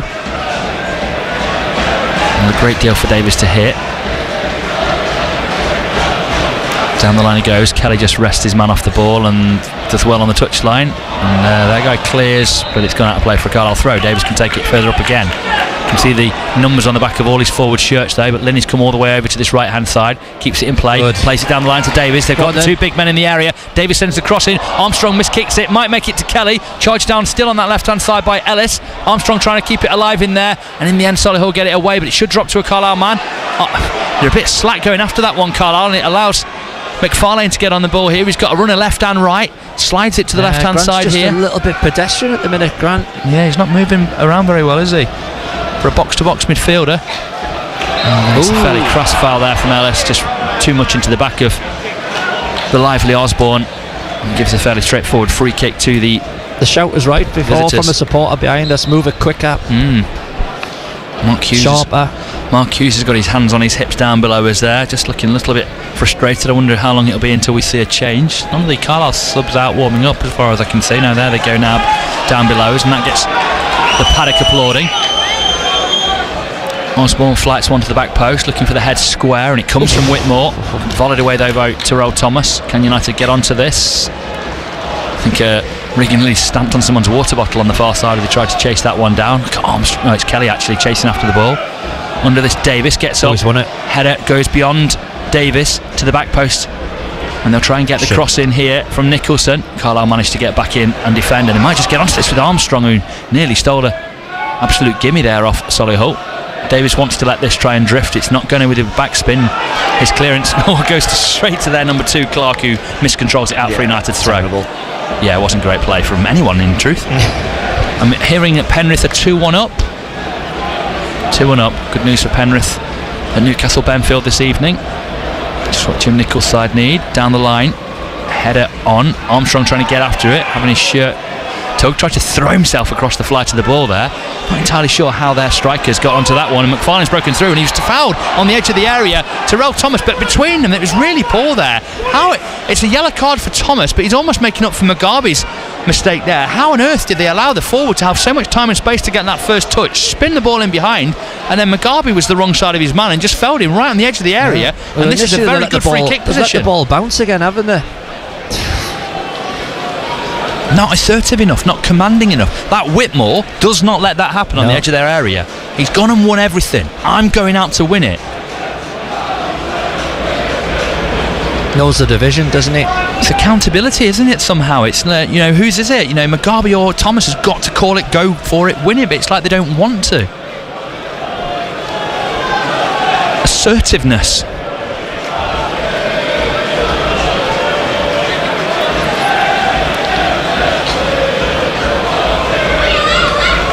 And it's a very good free kick position here. I think, Lummy, you tend to say of these that they're a bit tight in. You've got little space to get it up and down, but Osborne strikes me as someone who might just have the technique, and he's the one over it. 62nd minute, he has been really good in their midfield, and they've gone under the wall actually, and one of those where you sometimes get the draft excluder in the Premier League, and it's a poor free kick. Yeah, it's poor because the wall done its job, but if they all jumped, there was a big gap there, wasn't there? That's what Werman was going for, trying to trick them with that sort of Ronaldinho free kick under the wall. Carlisle again appealing about how long these throw-ins are taking to take, but it is because they've got Nicholson from left back coming a long way over to take it. Here it goes into the area as the frustration boils around, head away on the edge of the area. Osborne brings it down, juggles it between his feet, shot in, ricochets into one of his own men. They recycle it again out to this left hand side. Nicholson will try and cross in towards goal. Breeze came and then thought better of it, gets to a man at the back post and breaks to Breeze. They got a shot there that was blocked right at source, wasn't it? Was. That could have flown. Didn't know anything about it either. No, could have flown in that one. Bowled out to Thomas to bring it out the penalty area for United. Passes to the left wing where Murray pops up, coming forward from left back. Slip ball infield to Ellis onto Linney. Nothing really in front, no space for him to go in front with though. Grant pops it square. Mugabe steps onto it. Davis is the ball out on this right hand side. Can he cross it in early here for Carlisle United? Headed away, not good enough cross from Davis. Need more from him if he's going to be in there. Might be able to slow this down. Slam ball away from Solihull. Mugabe needs to deal with it. Good first touch, back to his goalkeeper. Good second touch. You've just got to hope Solihull kind of run out of steam, because the work ethic they've had tonight being first class. Well, they've got a real bench of finishers, Carlisle, haven't they, potentially? Luamba, Embleton, Wern, all of those three could come on to great effect. Kicks straight to them again, the kick. Great pass. Yeah, Grant trying to win it there, didn't, and now it's found its way out to this left hand side through good passing from Solihull. Doug back post, looking for the man running onto it here in a bit of space on that right hand side, trying to work it back. Rutherford here looking for a man. Edge of the area. Greedy. Left back was on. And edge of the area, Carlisle get in and nick it, but Solihull coming again, potentially United trying to harry after them, but there's not the press of that Woking game in this, is there, Chris, where United were right on top? I think they're scared, James. I think they're with the atmosphere in here and how they've been playing, that they're petrified to lose it. Grant just turns that away rather than getting it under control, and you can hear the frustration around Brunton Park. We're getting past that time for a change now. Does Mark Hughes need to do something to get United going in a different direction? Definitely need some changes now.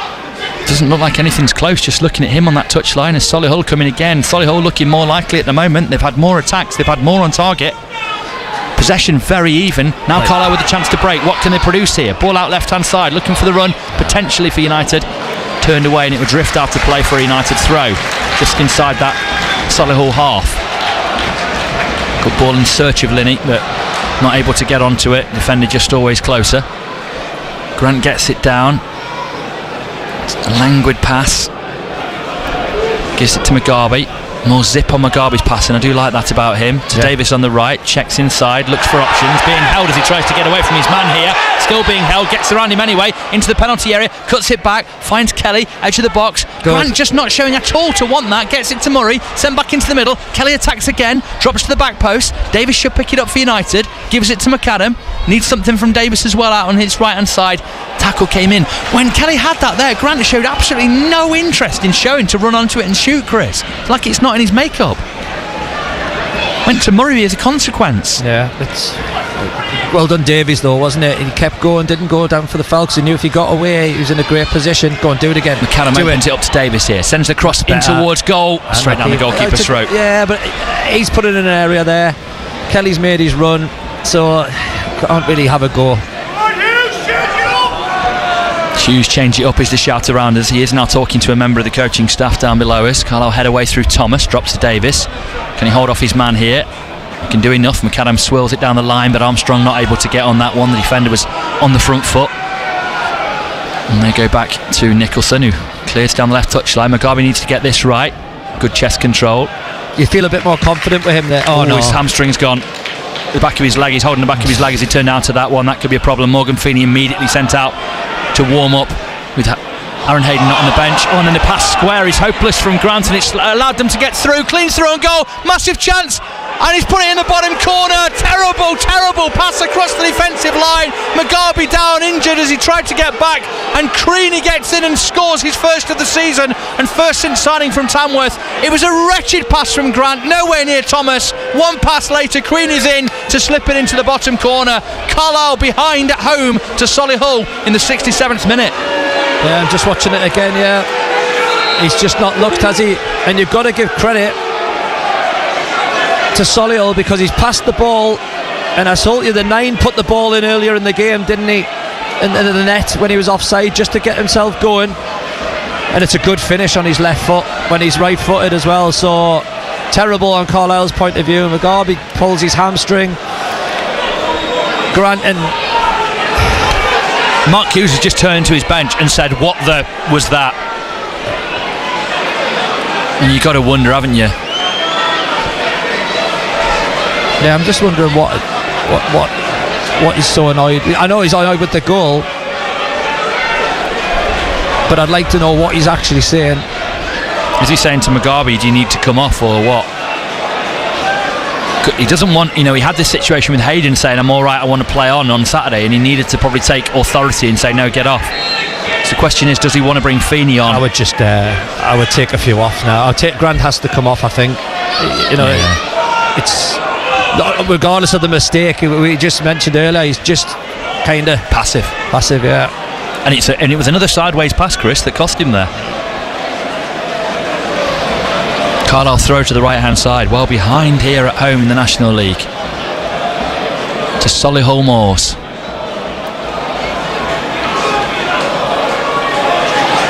Cross in from Davis into that penalty area, but deflection on it from their man. Flicked on, McAdam flicks it further on. Armstrong going after it, good defending Solihull. Very front foot, sprightly defending there from Green, the left back for the visitors. McAdam can give it back to Davies on this right hand side. Can he get the angle to get across? Goes inside his man up towards the edge of the penalty area, swirls across in. Armstrong gets the head. Oh, it drifts beyond the back post. Keeper was well beaten, and the ref has given a goal kick. Carlisle feel it should have been a corner. Twice as many shots on target from Solihull. In the end, Chris, that will tell. If you keep giving them shots, you keep giving them opportunities, they'll score. They've already had the ball in the back of the net, and it was a tight offside, although it was offside in the first half. 4 shots in that penalty area.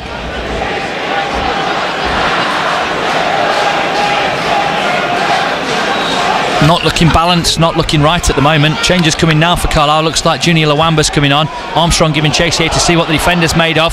Defender running towards his byline here, has a teammate in support. Armstrong trying to block him, does brilliantly to block that. Does go for a throw to Solihull, but well done Armstrong, great running. Junior Lawamba coming on shortly for Carlisle. Stephen Wern looks like he's coming on as well.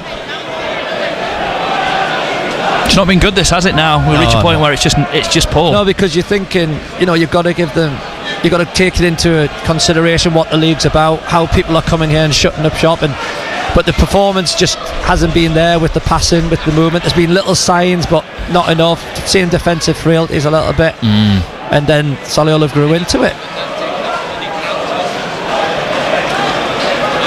Lawamba and Wern to be the changers next time the ball goes out of play, you'd imagine, as Davis gets it down the right, sends a cross in from deep. It's a cross-come pass. You want them crossing it from there, though. If you're a defender, you want crosses from that bit. Yeah, especially as Carlisle haven't got an attacking midfielder running onto it.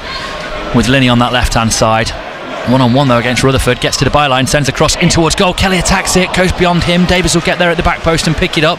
Needs support from Grant, tries to go the long way around his man here. He's holding on to him all the way. Good. Digs a good ball out to the back post. Armstrong dragged down as he goes for it. Referee unmoved, not in any mood to pull out a penalty to help Carlisle out of the self-inflicted trouble. Mugabe gets it to Ellis, who's popped up on the right hand side. Good ball into Kelly, great take from Kelly. Strong tackle on him though from Clark. Kelly wins it back off him, but it was good play to hold up Kelly from Clark. Out to the left hand side, McCallum sends it. United can get further on. Murray to Linney on that left hand side. Can he produce some magic? Good. Goes around his man into the area, angled tight. Another man's come out and blocked it superbly there, just when it looked like Linney had opened up the space for the trademark goal coming in from that left. Murray now picks up on the left again. Crossing is so weak, easily dealt with by Whitmore. Cleared away, further away. United need to deal with this, and I don't think the strikers get into that one. Change coming for them as well. Tipton's coming on, the man who dropped out their starting lineup following their 2-2 draw. Was it 0-0 draw actually last time out? Josh Grant on the ball here for Carlisle.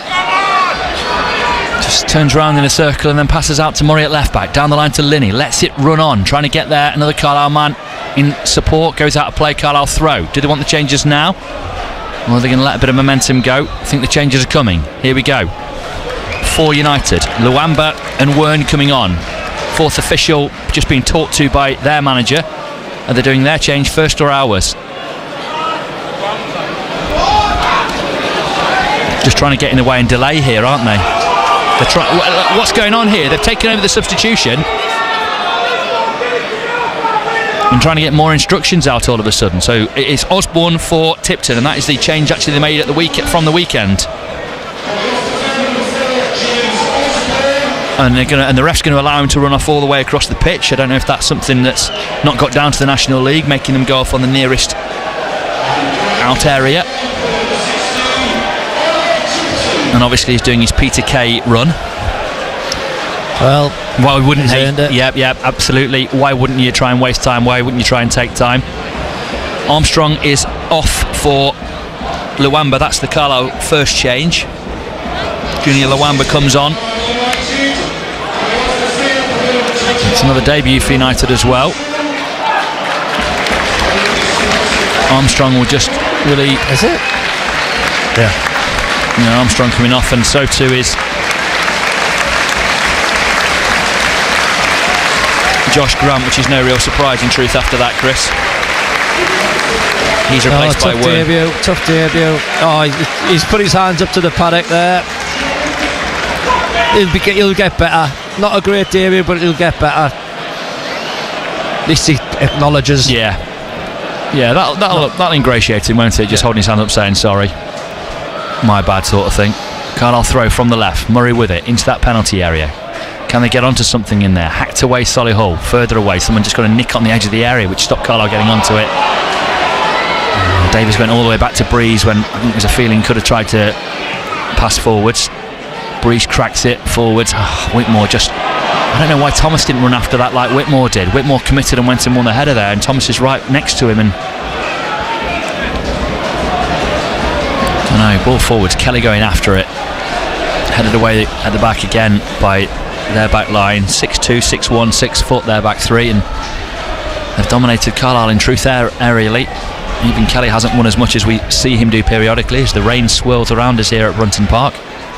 Crossfield ball from Terrell Thomas. Good ball. Finds Luamba right there, penalty area. Goes through his legs but almost helps him get away from his man. Passes infield. On it, Ellis. Edge of the area. Wern give and go in search of Kelly, but lucky. It's clever though. Yeah, Thomas has done really well there. Front footed. Get on top of it. That's just what you want from him. Luamba slides it down the right. Too heavy. Oh, and dear me, that shoved there into McAdam, and McAdam really unhappy at their man. Shoved him into the advertising hoardings as it's going out of play there. McAdam not happy, got a bit of a hold of his man. That could have really flared up, and it could have really hurt McAdam actually. You probably love that, don't you? Yep. Proper nasty play from their defender. And he's off balance, wasn't he? So you can put him off, Yeah, and that's just what he did. The defender just got him while he was off balance, trying to stretch to get to the ball. 75th minute, almost at its finale. Carlisle United with quarter of an hour to go to rescue a point right now. At the moment they're looking at their first defeat in the National League. Ball forwards has found their number 9 again, Creaney, the goal scorer, in a wide position on the far side. Solihull working the numbers around Carlisle again down that right touchline. And they found a bit of space once more at the byline here. Chance to cut something back. Carlisle got a lucky. Number 9 was totally free again in the penalty area, and it came off somebody's ankle in there who was trying to block the cross and wound up managing to block the cutback. Just look a lot more comfortable, or we're not defensively as good as them, because they're just picking holes, passing it round, good movement. Starting to enjoy themselves, aren't they? It was Ellis, by the way, who got across there, and you have to put that down as good work in truth.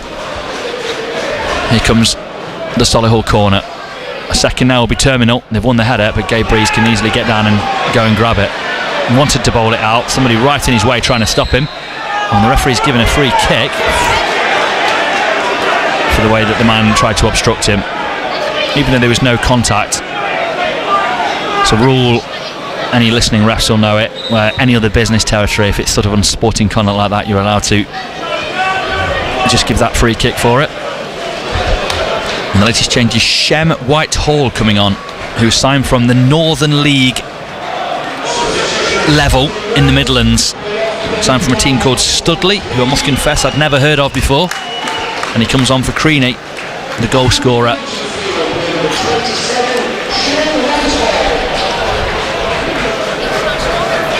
And they're delighted to get him. You'd like to think the power Creaney's gone off, but the pace will come on the other way, so see how it works out.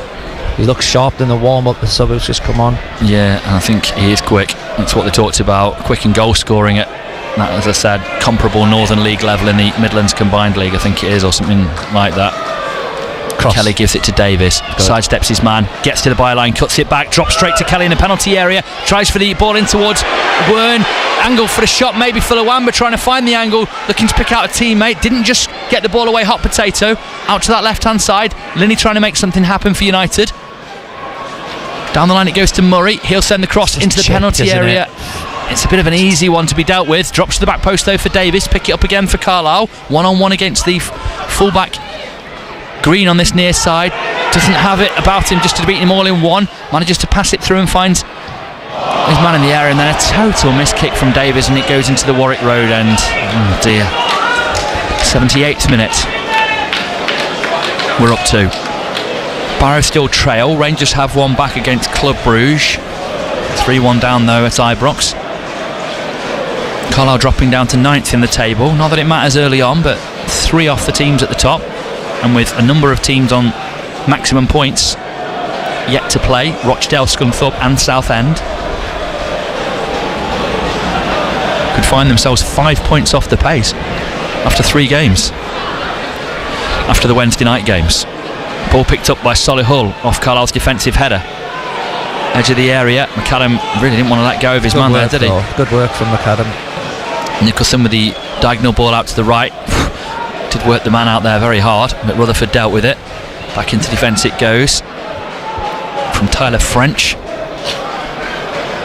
Flash ball over the top that Thomas needs to deal with, and just about got the header right. Committed to going for it with the header and actually headed it down into the turf. Looked awkward, but it was effective. It made it through. Mugabe on the ball here for United. That hamstring, whatever it was he did there, maybe it was a little bit of cramp perhaps, masquerading as hamstring. Lawamba trying to take his man on down the right touchline here, gets the cross in, gets Carlisle the corner. Didn't have blistering pace there, did he, Chris? Didn't seem to just get away from Green.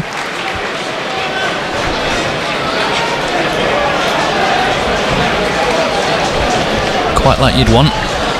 Man behind us with shorts on tonight, I think that's ambitious. It's got a bit chilly in here. We've not been used to chilly around these parts, have we, the last few weeks? And here comes the corner into the penalty area. Davis with it again, the defensive header away. I think it's Whitmore's winning everything in there, isn't he? I might be doing a disservice to French, who's won a few things as well. Ball drops, big chance, scored! And it's Terrell Thomas, the captain.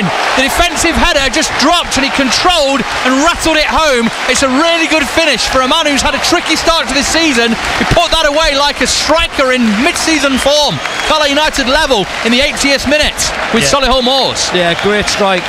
Didn't lash at it, controlled it well, passed it into the net which was needed, and the ball in was, Kelly's making a nuisance of himself. so it means that they keep the ball alive. So yeah, good finish. That's the first time in this game one of those things has broken in the area and he just dropped at the feet of one of our men, and didn't he put it away well? Well done, Tyrell Thomas. It was important not to get beat tonight after this performance. I don't think Solihull will throw everything at it now. It'll be a case of us trying to pile some pressure up for the next 10-15 minutes. Can Carlisle go and win it now? Will they have the wind in their sails? I think they can. If they just step into it, the crowd will be good now. Equaliser for United puts them back in the playoff positions for what it matters inside 3 games of the season. It's nice to be at that top end of the table though, isn't it? Mugabe passes again crisply out to Davis on the right, wants Luamba to go down the right and then perhaps try the give and go with him.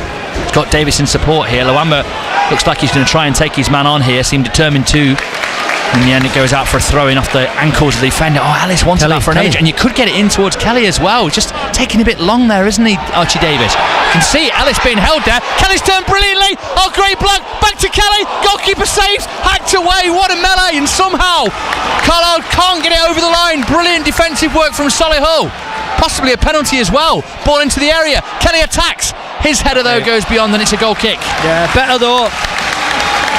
Well, as I said, you're going to have 12, 13, 14 minutes now with pressure. Solihull will get deeper and deeper. They'll want the point. They won't want to go away with with nothing after this performance. So I can't see them going for attacking as much as they have been. Yeah, they've been a really good part of this game, but can United sort them out here, flex their muscles, come good at the right time, and we'll see. A win and a draw so far. Will it be a win and 2 draws? Or is there more in this for either of these teams? As Solihull try and break down that right hand side now with McFarlane getting support. Good little nick on it there from Linney to slow McFarlane down, but he'll try and come again. Murray needs to stop his man. He hasn't too easily around him. Cross into the penalty area. They're attacking it at the back post. Another chance as well down this left hand side, edge of the area. Carlisle need to effect some form of block here and stop the cross coming in. It's coming towards goal, headed away by United, picked up again. Seem to be getting everything second to the ball here, Carlisle United. Cross will come in from the left with Green, turned away by United. Drops again, that midfield second ball once more won by Solihull. United need to get back on the front foot here. That's neat play again from Solihull, edge of the penalty area. Carlisle snapping at heels but also chasing shadows a little at the moment. Really come alive, Solihull. Last couple of minutes here, just trying to show that they want to be involved in this game still. Werman, their main schemer, gets it back to halfway, and French out to the right touchline. Missed one pass and found its way to another Solihull man anyway. Suddenly United blowing. Can they get in and nick this ball? No. Going to run again with Rutherford down that right hand side. Need to stop him getting the cross. All they've done is foul him there, and that's just not good enough defending, Chris. No, Hopper's struggling. Murray's struggling with the wing play that going against him. As I said, it's not all about when you've got the ball. This division is about against and fit team Solihull, aren't they? Came on strong. It's on the corner of the penalty area, this one. Don't think it was ever at risk of being a penalty, but Werman's over it. There's a fairly cultured left foot on him, doesn't he?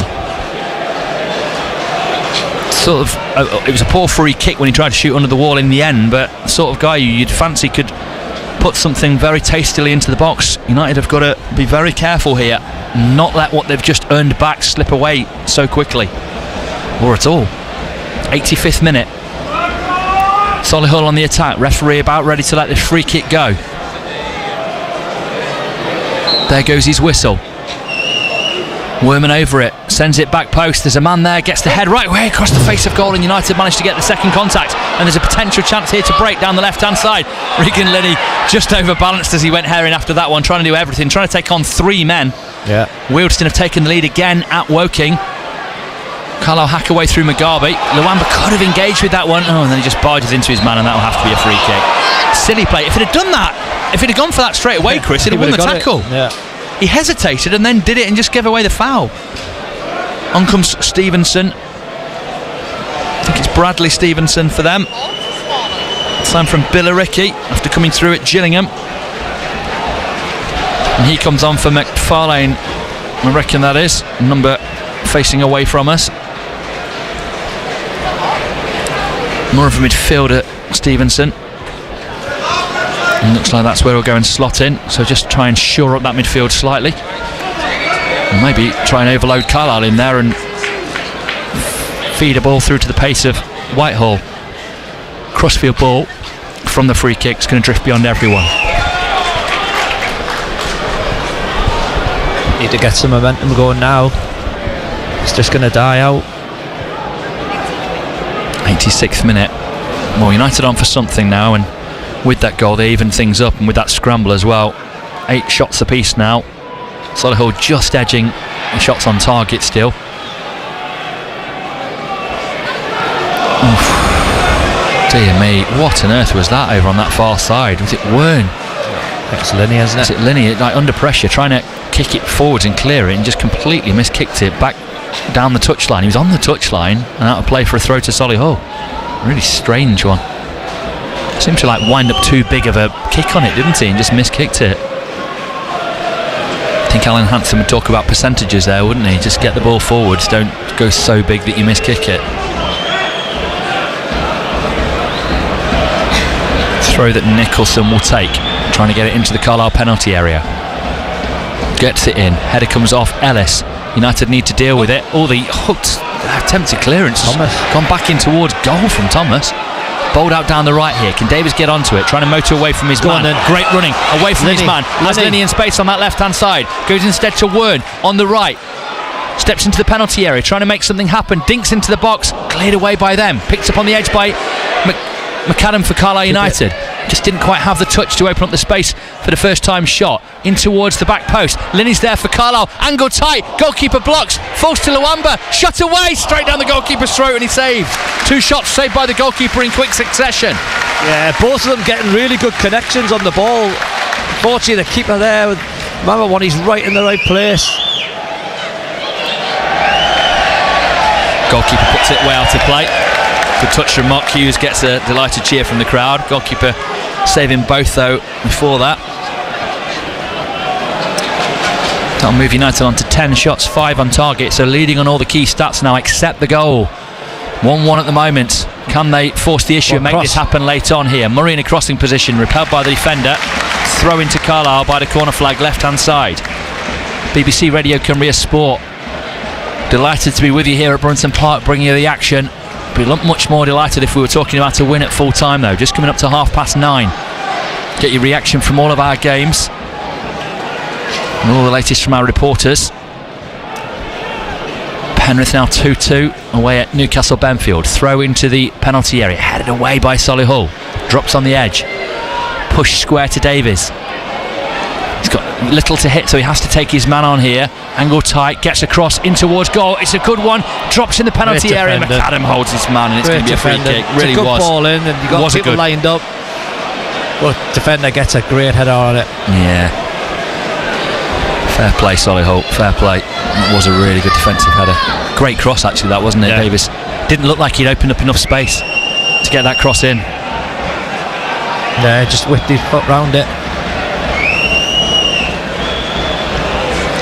In the 89th minute we are. 4th officials board just being loaded down below us.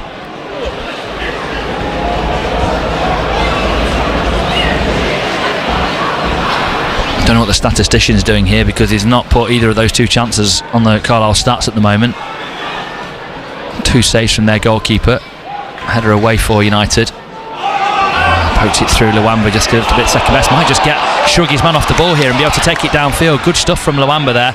Made something out of nothing there. McAdam's got to be aware of danger. Passes infield. United through Ellis into Linney. Rolls off his man. Good first time touch. Lovely ball out left hand side. Finds Murray in space. Just lifts the cross in towards goal. Goalkeeper got out well and took it. Great take there. Absolutely full stretch. He's in every part of his body. And I'm sure, I don't even begrudge him staying down after that. He's booed. Everyone knows he's not going to be hurt, but I don't begrudge it at all, because that was a great take, and why wouldn't you try and wind down the clock, Chris? Yeah, really good play from Linney. I just want to see Murray drop his shoulder. If he can get past his man, it's easier. Ball in, but as we've just said, the goalkeeper's brave. He knows he's going to get hit amongst a hell of a lot of bodies there, and took it, didn't drop it. Yeah, physio being brought on. Workington have gone behind late on in their game tonight. Oh dear me, Workington, what a start to the season it is. 4 minutes time added on, that's all there is. And then that'll be added to though, because the goalkeeper's down getting treatment. Carlisle, Mark Hughes saying, how can that be the case? How can it be only 4? Which is a good question when you consider the substitutions, the goals, the time wasting. Carlisle coaching staff making that point to the 4th official as well. How have you come to that figure? Yeah, got to be 6, hasn't it? Yeah, exactly. Everyone getting booed at the moment. Goalkeeper getting back up. Yeah, Workington against Warrington this evening and 1-0 down. In the FA Cup, Kendall 3-1 up against North Allerton, so on their way through. Good luck to them. Matt Flynn and Jason Walker leading this season in the Northern League. And a good start to the season as well for them. Fired forward from the goalkeeper who holds his back after Mugabe can't win his header over Whitehall. McAdam hoists on for Carlisle. We're in the second now of 4 minutes time added on, but I reckon there'll be at least 5. Luamba goes inside, checks. Look at all the black shirts streaming back to get into defensive positions. Ellis's ball is a bit ragged out to the left in search of Murray. Needs support, gets it from Ellis, and then he goes backwards. Could have turned and looked forwards there. That's what an enterprising central midfielder does. Out to the right touchline. Davis drags the ball across. Little touchdown to Luamba in the area, finds the angle to try and get the shot away. Good block again. United get the next one. That's blocked as well. McAdam gathers on the edge of the area once more, gives it to Davis on that right hand side. Luamba wanted it inside. McAdam, can he find the pass through towards Wern? Might just get it through in here to Georgie Kelly. Lays it off. Nearly but not quite. Luamba, is going down. That's, for me, that's a dive. The referee said no penalty. He sort of agitated for and created the contact and threw himself down, and the referee having none of it, and he didn't complain. I think he's lucky to avoid a yellow for that, Chris. Yeah, but great defending, you've got to say, from Solihull. The blocks, the headers out. Could have made something else happen there, Luamba. You're right, though, what you said about midfield. We've just not got enough creativity in there, have we? A little bit too negative. Passes backwards. Much of a muchness. Yeah, clearly wanted to win that battle. Wasn't satisfied with having Embleton in that luxury role, that they got enough out of it, and that's not necessarily saying it was Embleton's fault, just the overall makeup. You want someone like Osborne in there, don't you, who can do both sides of the game. You want an old school midfielder, Chris. Yeah. Played away by Solihull. Carlisle head away, gathered by them on halfway. United should get onto it next and do. Kelly under this, flicks on. Just didn't quite make it through to Linney. Goalkeeper will come out and smash away downfield. We're in the 94th He's on, minute. you know. Whitehall's onside. The flag went up very late. Free kick to United. Davis saw that flag go up and just took a risk and gathered the ball. And Carlisle fans trying to get Carlisle going. Come on, Carlisle. Is there something left in this match? 30 seconds of the 4 minutes time added on left. The referee must add on after the goalkeeper going down like that. And then obviously being able to play on. Davis nods it down the line. Carlisle throw off his man. Who's there to hit?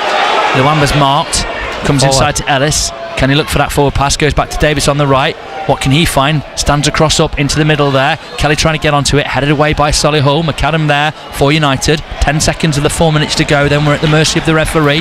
Left hand side with Linney. Gives it to Murray. Crosses early. Takes a deflection. Goes for a corner. Won't be much time. We're beyond the 4 minutes now. There won't be much. Perhaps a minute left for Carlisle to try and win this. Kelly down in the penalty area trying to shoelace.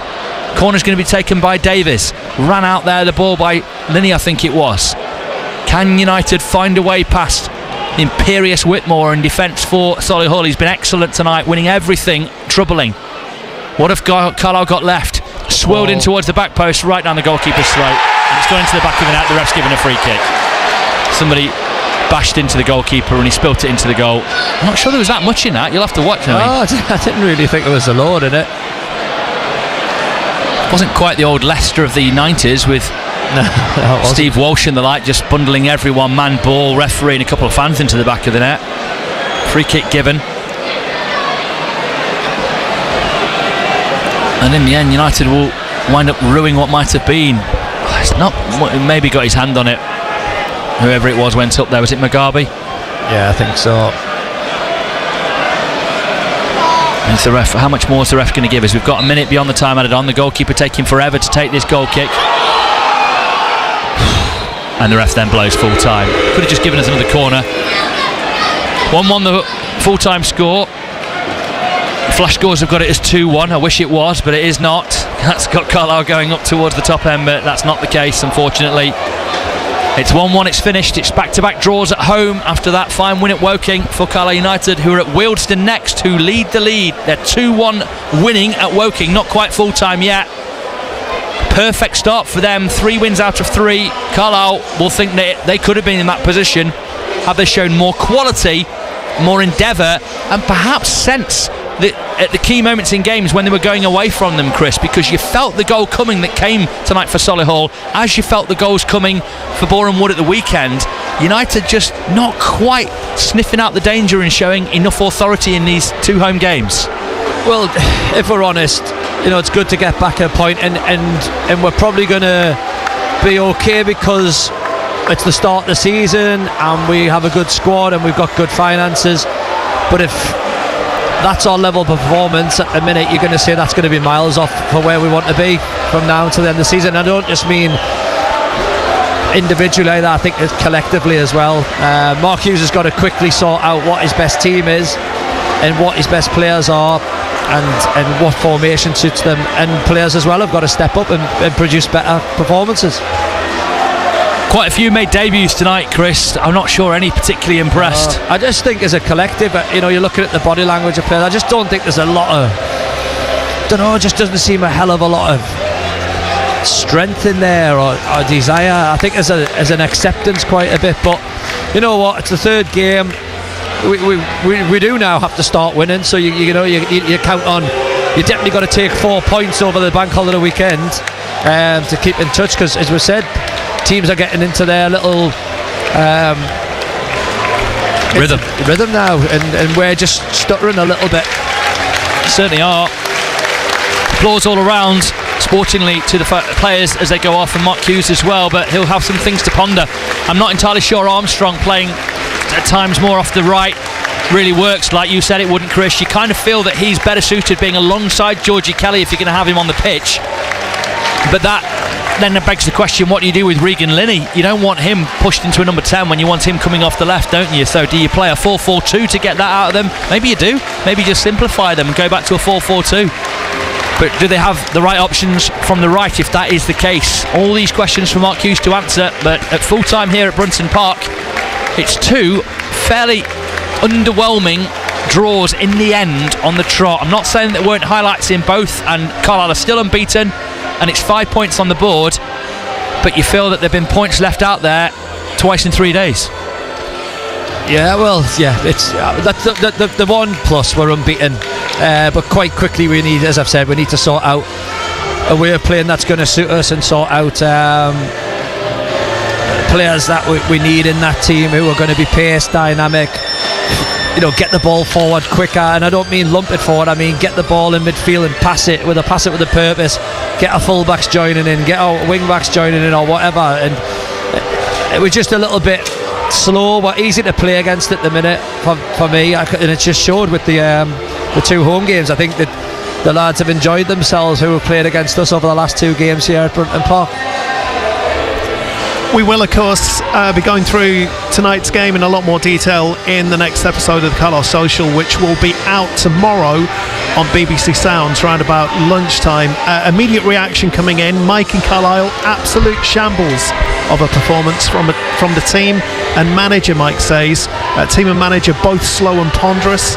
Anonymous says Murray and Grant can go to Workington on loan if we're serious about going up. They're not good enough. And Mike says Carlisle United at home in the National League and being out-competed at times, lack of intensity and slow in transition through midfield.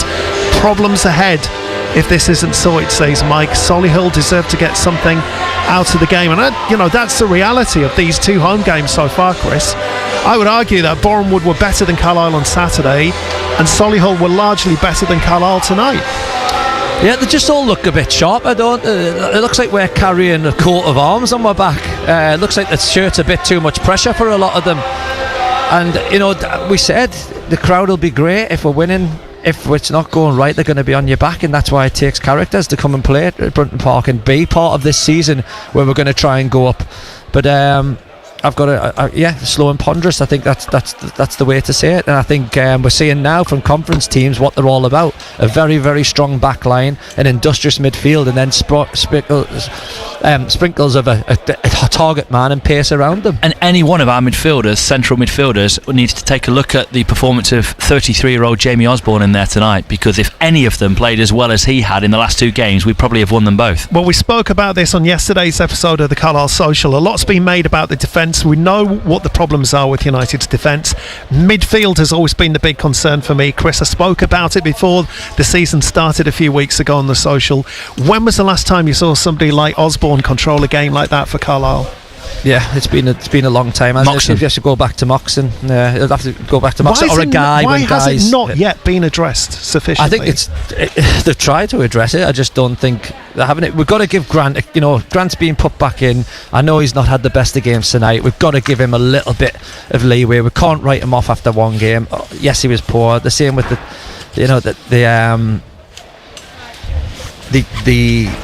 left back situation as well. We've really got to find a midfielder who wants to be an old school midfielder who can do it all, and Osborne was certainly one of them. You can forgive Grant though a little bit. You're right, we can't write him off after one game, but you can forgive him the mistake if it's an attacking, if it's an ambitious pass, if it's him trying to make something happen. But he spent all night passing sideways, being uninspiring, and it was a sideways pass, a blind sideways pass, that cost Carlisle the goal.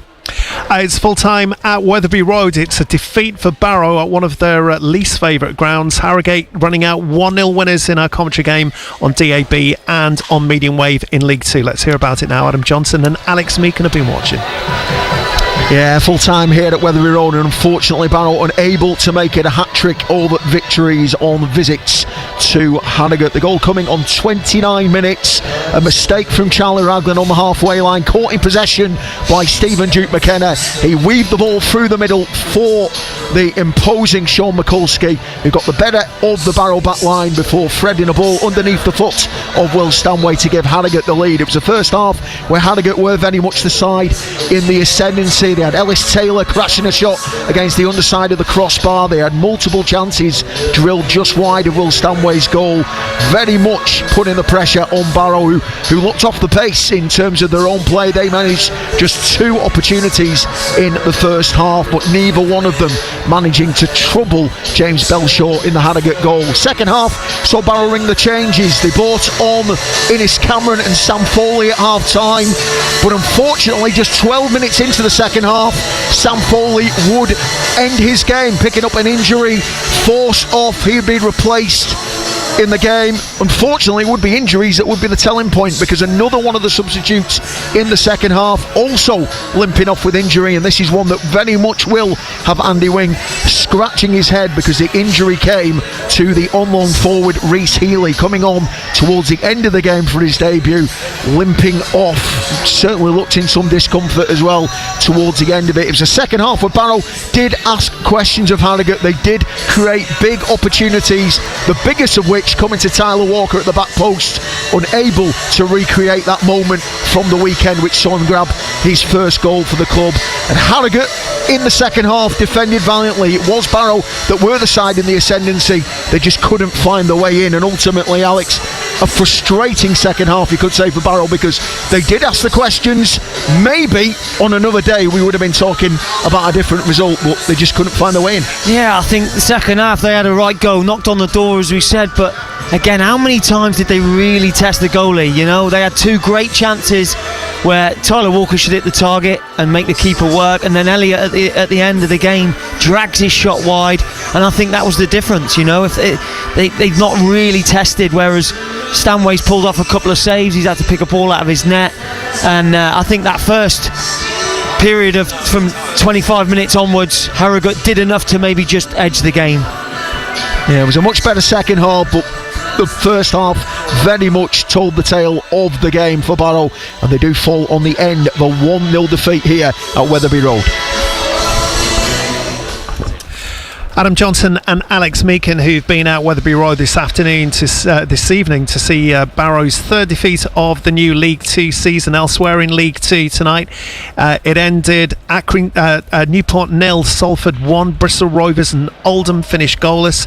Cheltenham 1, Bromley 2, Colchester 1, Cambridge United 2, Crawley 1, MK Dons 1, Fleetwood 1, Crewe Alexandra 4, Gillingham were 4-1 winners against Chesterfield.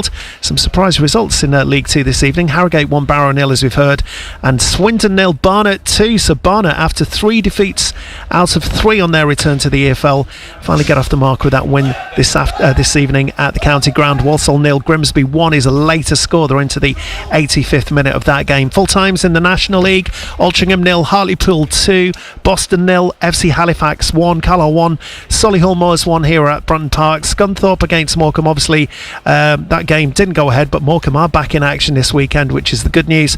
Tamworth 2, Truro 0. So Truro's disappointing start in the National League continues. And Woking 1, Wealdstone 2 is a full-time score. So Wealdstone are top of the table, maximum points from their 3 games. Hartlepool second on 7. Then it's Southend 6, Scunthorpe 6, Rochdale 6, and Carlisle in 6th position, a point back on 5 points this evening. Let's continue with the local action tonight, and it was more late heartache for Workington in NPL Premier, still looking for their first points of the season. Beaten again this evening by Warrington Rylands at Borough Park. John Walsh has watched this one. Yeah, the winning goal coming on 87 minutes. Workington had played particularly well in the first half. Really a rerun of the opening home game against Whitby Town, when Workington led at half-time 1-0 and then weren't as good in the second half, and Whitby eventually got a late goal. Similar today, Workington were good in the first half but were under pressure a lot in the second in the second half, and that goal on 87 minutes, it was a long ball forward. Charlie Barnes went up under pressure and didn't win the header cleanly. We fell to the substitute Eric Yahaha, who went on and beat Alex Mitchell. The ball shot into the far corner. Workington had the best opportunities in the first half. There were nearly a spectacular own goal by Adam Carrick. He played it back from the centre circle. It beat the goalkeeper Luke Pilling, who had to rush back and clear it just before it went over the line. And then the best effort, a great move down the left hand side. It was Keelan Leslie, ball across, Josh Galloway headed it down, and Stephen Rigg put it over the top. One opportunity for Reds in the second half. It was a ball in from Dav Simonton. The first shot from Rigg was blocked, and then young Hayden Atkinson fired just over the bar. Atkinson had a very, very good debut for Workington, but he was found his name in the yellow as a yellow card late on, when there was a fracas on the touchline. 2 players got booked, including young Atkinson. It finished here at Borough Park, Workington 0, Warrington Rylands 1.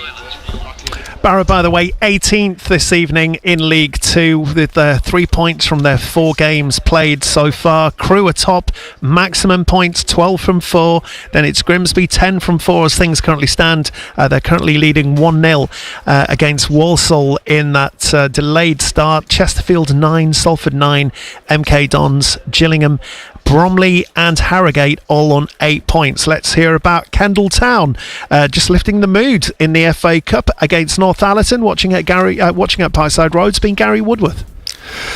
Yes, NPL East Side Dunstan await Kendal in the first qualifying round a week on Saturday following this win. There was no dull start here with 2 goals in the first 3 minutes. Town ahead from a free kick converted by Dan Gray, before immediately from the restart Alistair Banks was found a space in the box to make it 1-0. Kendal then took control with Jamie Looker profiting from James Bailey's hounding of the visiting keeper to make it 2-1, before Bailey turned from creator to scorer to head home Winder's whip cross at the near post for 3-1. It should have been 3-2 within seconds of the second half starting, when Tafari Nicholas managed to put the ball over the crossbar from inches out. Kendal tired, not surprising given all the effort they put in, but Melbourne still forced a save on the break from Leach as Mark Flynn's side dug in, and was still creating late on with a number of players, including the front pair Jamie Looker and James Bailey, outstanding. Full time in the FA Cup then at Parkside Road, with Kendal through to the first qualifying round. Kendal Town 3, Northallerton Town 1. And let's hear about Penrith, who've got a draw on the road at Newcastle Benfield this afternoon in the Northern League. Soph Mason's watched this one. Yeah, it's finished all square here. Newcastle Benfield 2, Penrith 2. So late disappointment for a 10-man Penrith as they conceded in the 87th minute. It was Matty Williamson who saw red for a high foot as he caught the Benfield player right in the face. As he was going in for a diving header, the host then immediately overloaded the Bonnie Blues on the attack, and that ended with midfielder Owen Emerson tucking it right into the bottom corner from a decent range as well. Penrith had led for 2-1 for the majority of the second half, and it was that man Luke Hunter at it again, adding another 2 to his goal tally. He got Penrith's equaliser in the 51st minute, flat ball into him, spun off his man, Benfield up in arms, but the flag stayed down and a stylish finish into the far corner. And Penrith's second started and ended with Hunter, got it on the far flank, collected it from down the line, checked back, Penrith able to thread it across the field, across to Hamill on the far side, drilled it across the box, and it was Hunter who bundled it into the back of the net via the Benfield man on the line. Sadly though, Jim Nicholl's side unable to cling on to all 3 points though, and it's finished Newcastle Benfield 2, Penrith 2. Let's wrap up the Carlisle United reaction, which has been coming in after that 1-1 draw against Solihull tonight. Mike says Carlisle United are home in the National League and being out-competed at times, lack of intensity and slow in transition through midfield. Problems ahead if this isn't sorted. Solihull deserve to get something out of the game. Lee says another point for Carlisle, but I'm starting to see the National League is going to require a real scrap even when games seem favourable to us. Are we hoping Feeney comes in and begins to lead a strong back line up the Blues? This is from Sellafield Teethy, who says awful tonight. We look non-league, no chance of doing anything this season with that side. Thomas again suspect all evening. We need Feeney in ASAP. Awful debut for Grant, and Murray isn't the answer at left back. Another transfer window gone, and the only improvement appears to be Linney. This is a text from Corby Hill Rich, who says we've got to remember teams are going to be up for it when they come and play here against the mighty Carlisle. Things at present, we're not all that mighty, certainly on the pitch. It's early days. Let's hope we find a formula better than this up the Blues. This is another Carlisle text from Gary, who says what a disappointing performance. Why play 3 up front if you can't get the ball to them? As for Grant, more sideways passes than a Silith crab. This is a massive wake-up call. Teams in the league are well versed in playing with a solid defence and steady midfield. We are miles off it, says Gary. And Sterling Blue, it's starting to feel like a poor start. Woking game sounded good, but I didn't see much of it. But against Bournemouth and Solihull, they were both the better sides, which is pretty astonishing with the budget cost of our squad, Sterling Blue says. Both those sides looked like they knew each other better than we did and played better football than us. Not impressed with Murray or Grant. We've had more than 20 to 30 minutes of game control in both those games. Midfield is a big issue. We have loads of creativity on the bench. That wasn't news tonight. If this goes on for 3 or 4 more games, we could be 15 points behind the leaders. We need a win in the next game to get back on track. We do need a win, and we need 4 points over the Easter bank holiday weekend, and it should fire them up. You know, whatever we are and whatever Wealdstone are at the top of the league, so it should fire up. But just going back to midfield, it's, you know, you work all your life to be a professional footballer, and then you come into it and you're just passing, as you say, passing sideways, passing back. Take some risks, you know. That's the difference, isn't it? Whether you want to be neat and tidy and stay in a squad for the next 3 or 4 years, or you want to kind of, in a way, put your career at risk but be the player you've always wanted to be, and assist, tackle, you know. Are any of those 3 that player though? But the work for the risk. It's a football in general, to be fair. We had a throwback tonight in Osborne, but the majority of midfielders now, it is just pass, but we need more than that. The worrying thing is, Chris, it looks like no improvement at all from last season. The whole squad, the whole team at the minute looks laboured, look under pressure, don't look like they like playing here. So we're saying exactly the same things as last year. Linney hopefully doesn't get that knocked out of him. Let's give Grant and Murray a little bit of leeway because it's the first games. Hopefully they'll settle now, they'll get fitter. Certainly Grant, because Grant has got a good body of work. You know, he's not had a great night tonight, but you'd like to think, and he is, there's a better player in there. Makey walking home frustrated. I think there will be enough comments on the lack of spark in midfield, but I must applaud the referee for one of the most uninterested, not doing their job and taking the money away performances I've ever seen. 4 minutes added on for all that time wasting. Just final word from Danny on the Carlisle front. Positives, Luwamba and still unbeaten. Negatives, a lot. That was a hard watch tonight. Let's get some reaction from Barrow 1-0 defeat at Harrogate with Adam Johnson and Alex Meakin. Yeah, welcome back here to Weatherby Road. Just running through the Barrow reaction that we've had come in. Kevin's been in touch to say not Kevin. Tony has been in touch to say not clinical enough in front of goal, small squad, going to hurt us badly, he says. Matty's been in touch, improved slightly in the second half, but let's be honest, we should have been dead and buried long before that. I struggle to see what the plan is in attacking sense. We don't look anywhere near as solid defensively as seasons past, which isn't a good mixture. I understand we have to take more risks with signings than most of the clubs do, but have the doubts on Healy's fitness seemingly proved right after 5 minutes is beggars belief. A concerning night. There's more problems to solve than we initially thought. Another one here coming in from Ryan. I feel this taking a risk on better quality player could really bite us this season. Foley off injured and Healy off injured to add to our injury list. The squad is already in its bare bones and the season's only started with no academy. Where do we stand? We have no squad players to fill gaps and no fringe players for the cup games. A lack of pace cost us today. If Harrogate took their chance, it could have been a cricket score. A frustrating night, Alex. Ultimately, second half, resilience showed, and ultimately it is the first half, isn't it, that has proved costly? No, I just think the first half an hour I thought that Harrogate won more duels and got to second balls and did what I said they would do. They'd put it in the channels and get Mikulski and the boy who was causing all sorts of problems, and they had a little bit of joy. But second half I thought whatever the manager said at half time, it had a good effect, and they started off bright and basically were knocking on the door for 20-25 minutes, but just the disappointment for me was they just didn't test Belshaw. So all in all, there is a positive. They showed some spirit and resilience, and I'm sure the manager will take something from that, even though it's like you say, a few injuries that he's got to deal with now. Yeah, frustrating night, which ends with defeat for Barrow against Harrogate this evening. Yeah, thanks to Adam and to Alex who've been at Wetherby Road this evening. It's been a frustrating night across the board for fans of Barrow and Carlisle. Joe is a Carlisle fan who says, sorry to say it, but Murray looks worse than Harper, and I didn't think that was possible. How hard is it to find a decent left back or right back these days? This is another one. Ant in Milton Keynes, who watched on TV tonight. Can't believe how bad we are, says Ant. Why do we look so slow and disjointed? 3 games in, and what system are we playing? We were told Adjiboy and Luamba were fast. These last 2 games say they're not, says Ant. Grant strolled round like a guy of 35 again. The recruitment is looking very suspect. We won't be able to hear from either Mark Hughes or Andy Wing before we go off air in just a few moments' time, but we will have those interviews with you on social media just as soon as we can turn them around. Of course, we will be going into greater depth and detail on both these games on our respective socials on BBC Sounds tomorrow. New episodes of the Barrow Social and the Carlisle Social will be recorded tomorrow morning as we look back on tonight's action. You'll find them, as we say, tomorrow lunchtime on BBC Sounds. On the BBC Sounds app, on your smart speaker, Play BBC Radio Cumbria. and on your radio. The sound of Cumbria is BBC Radio Cumbria. At 10 with the BBC News, I'm Cameron Ward.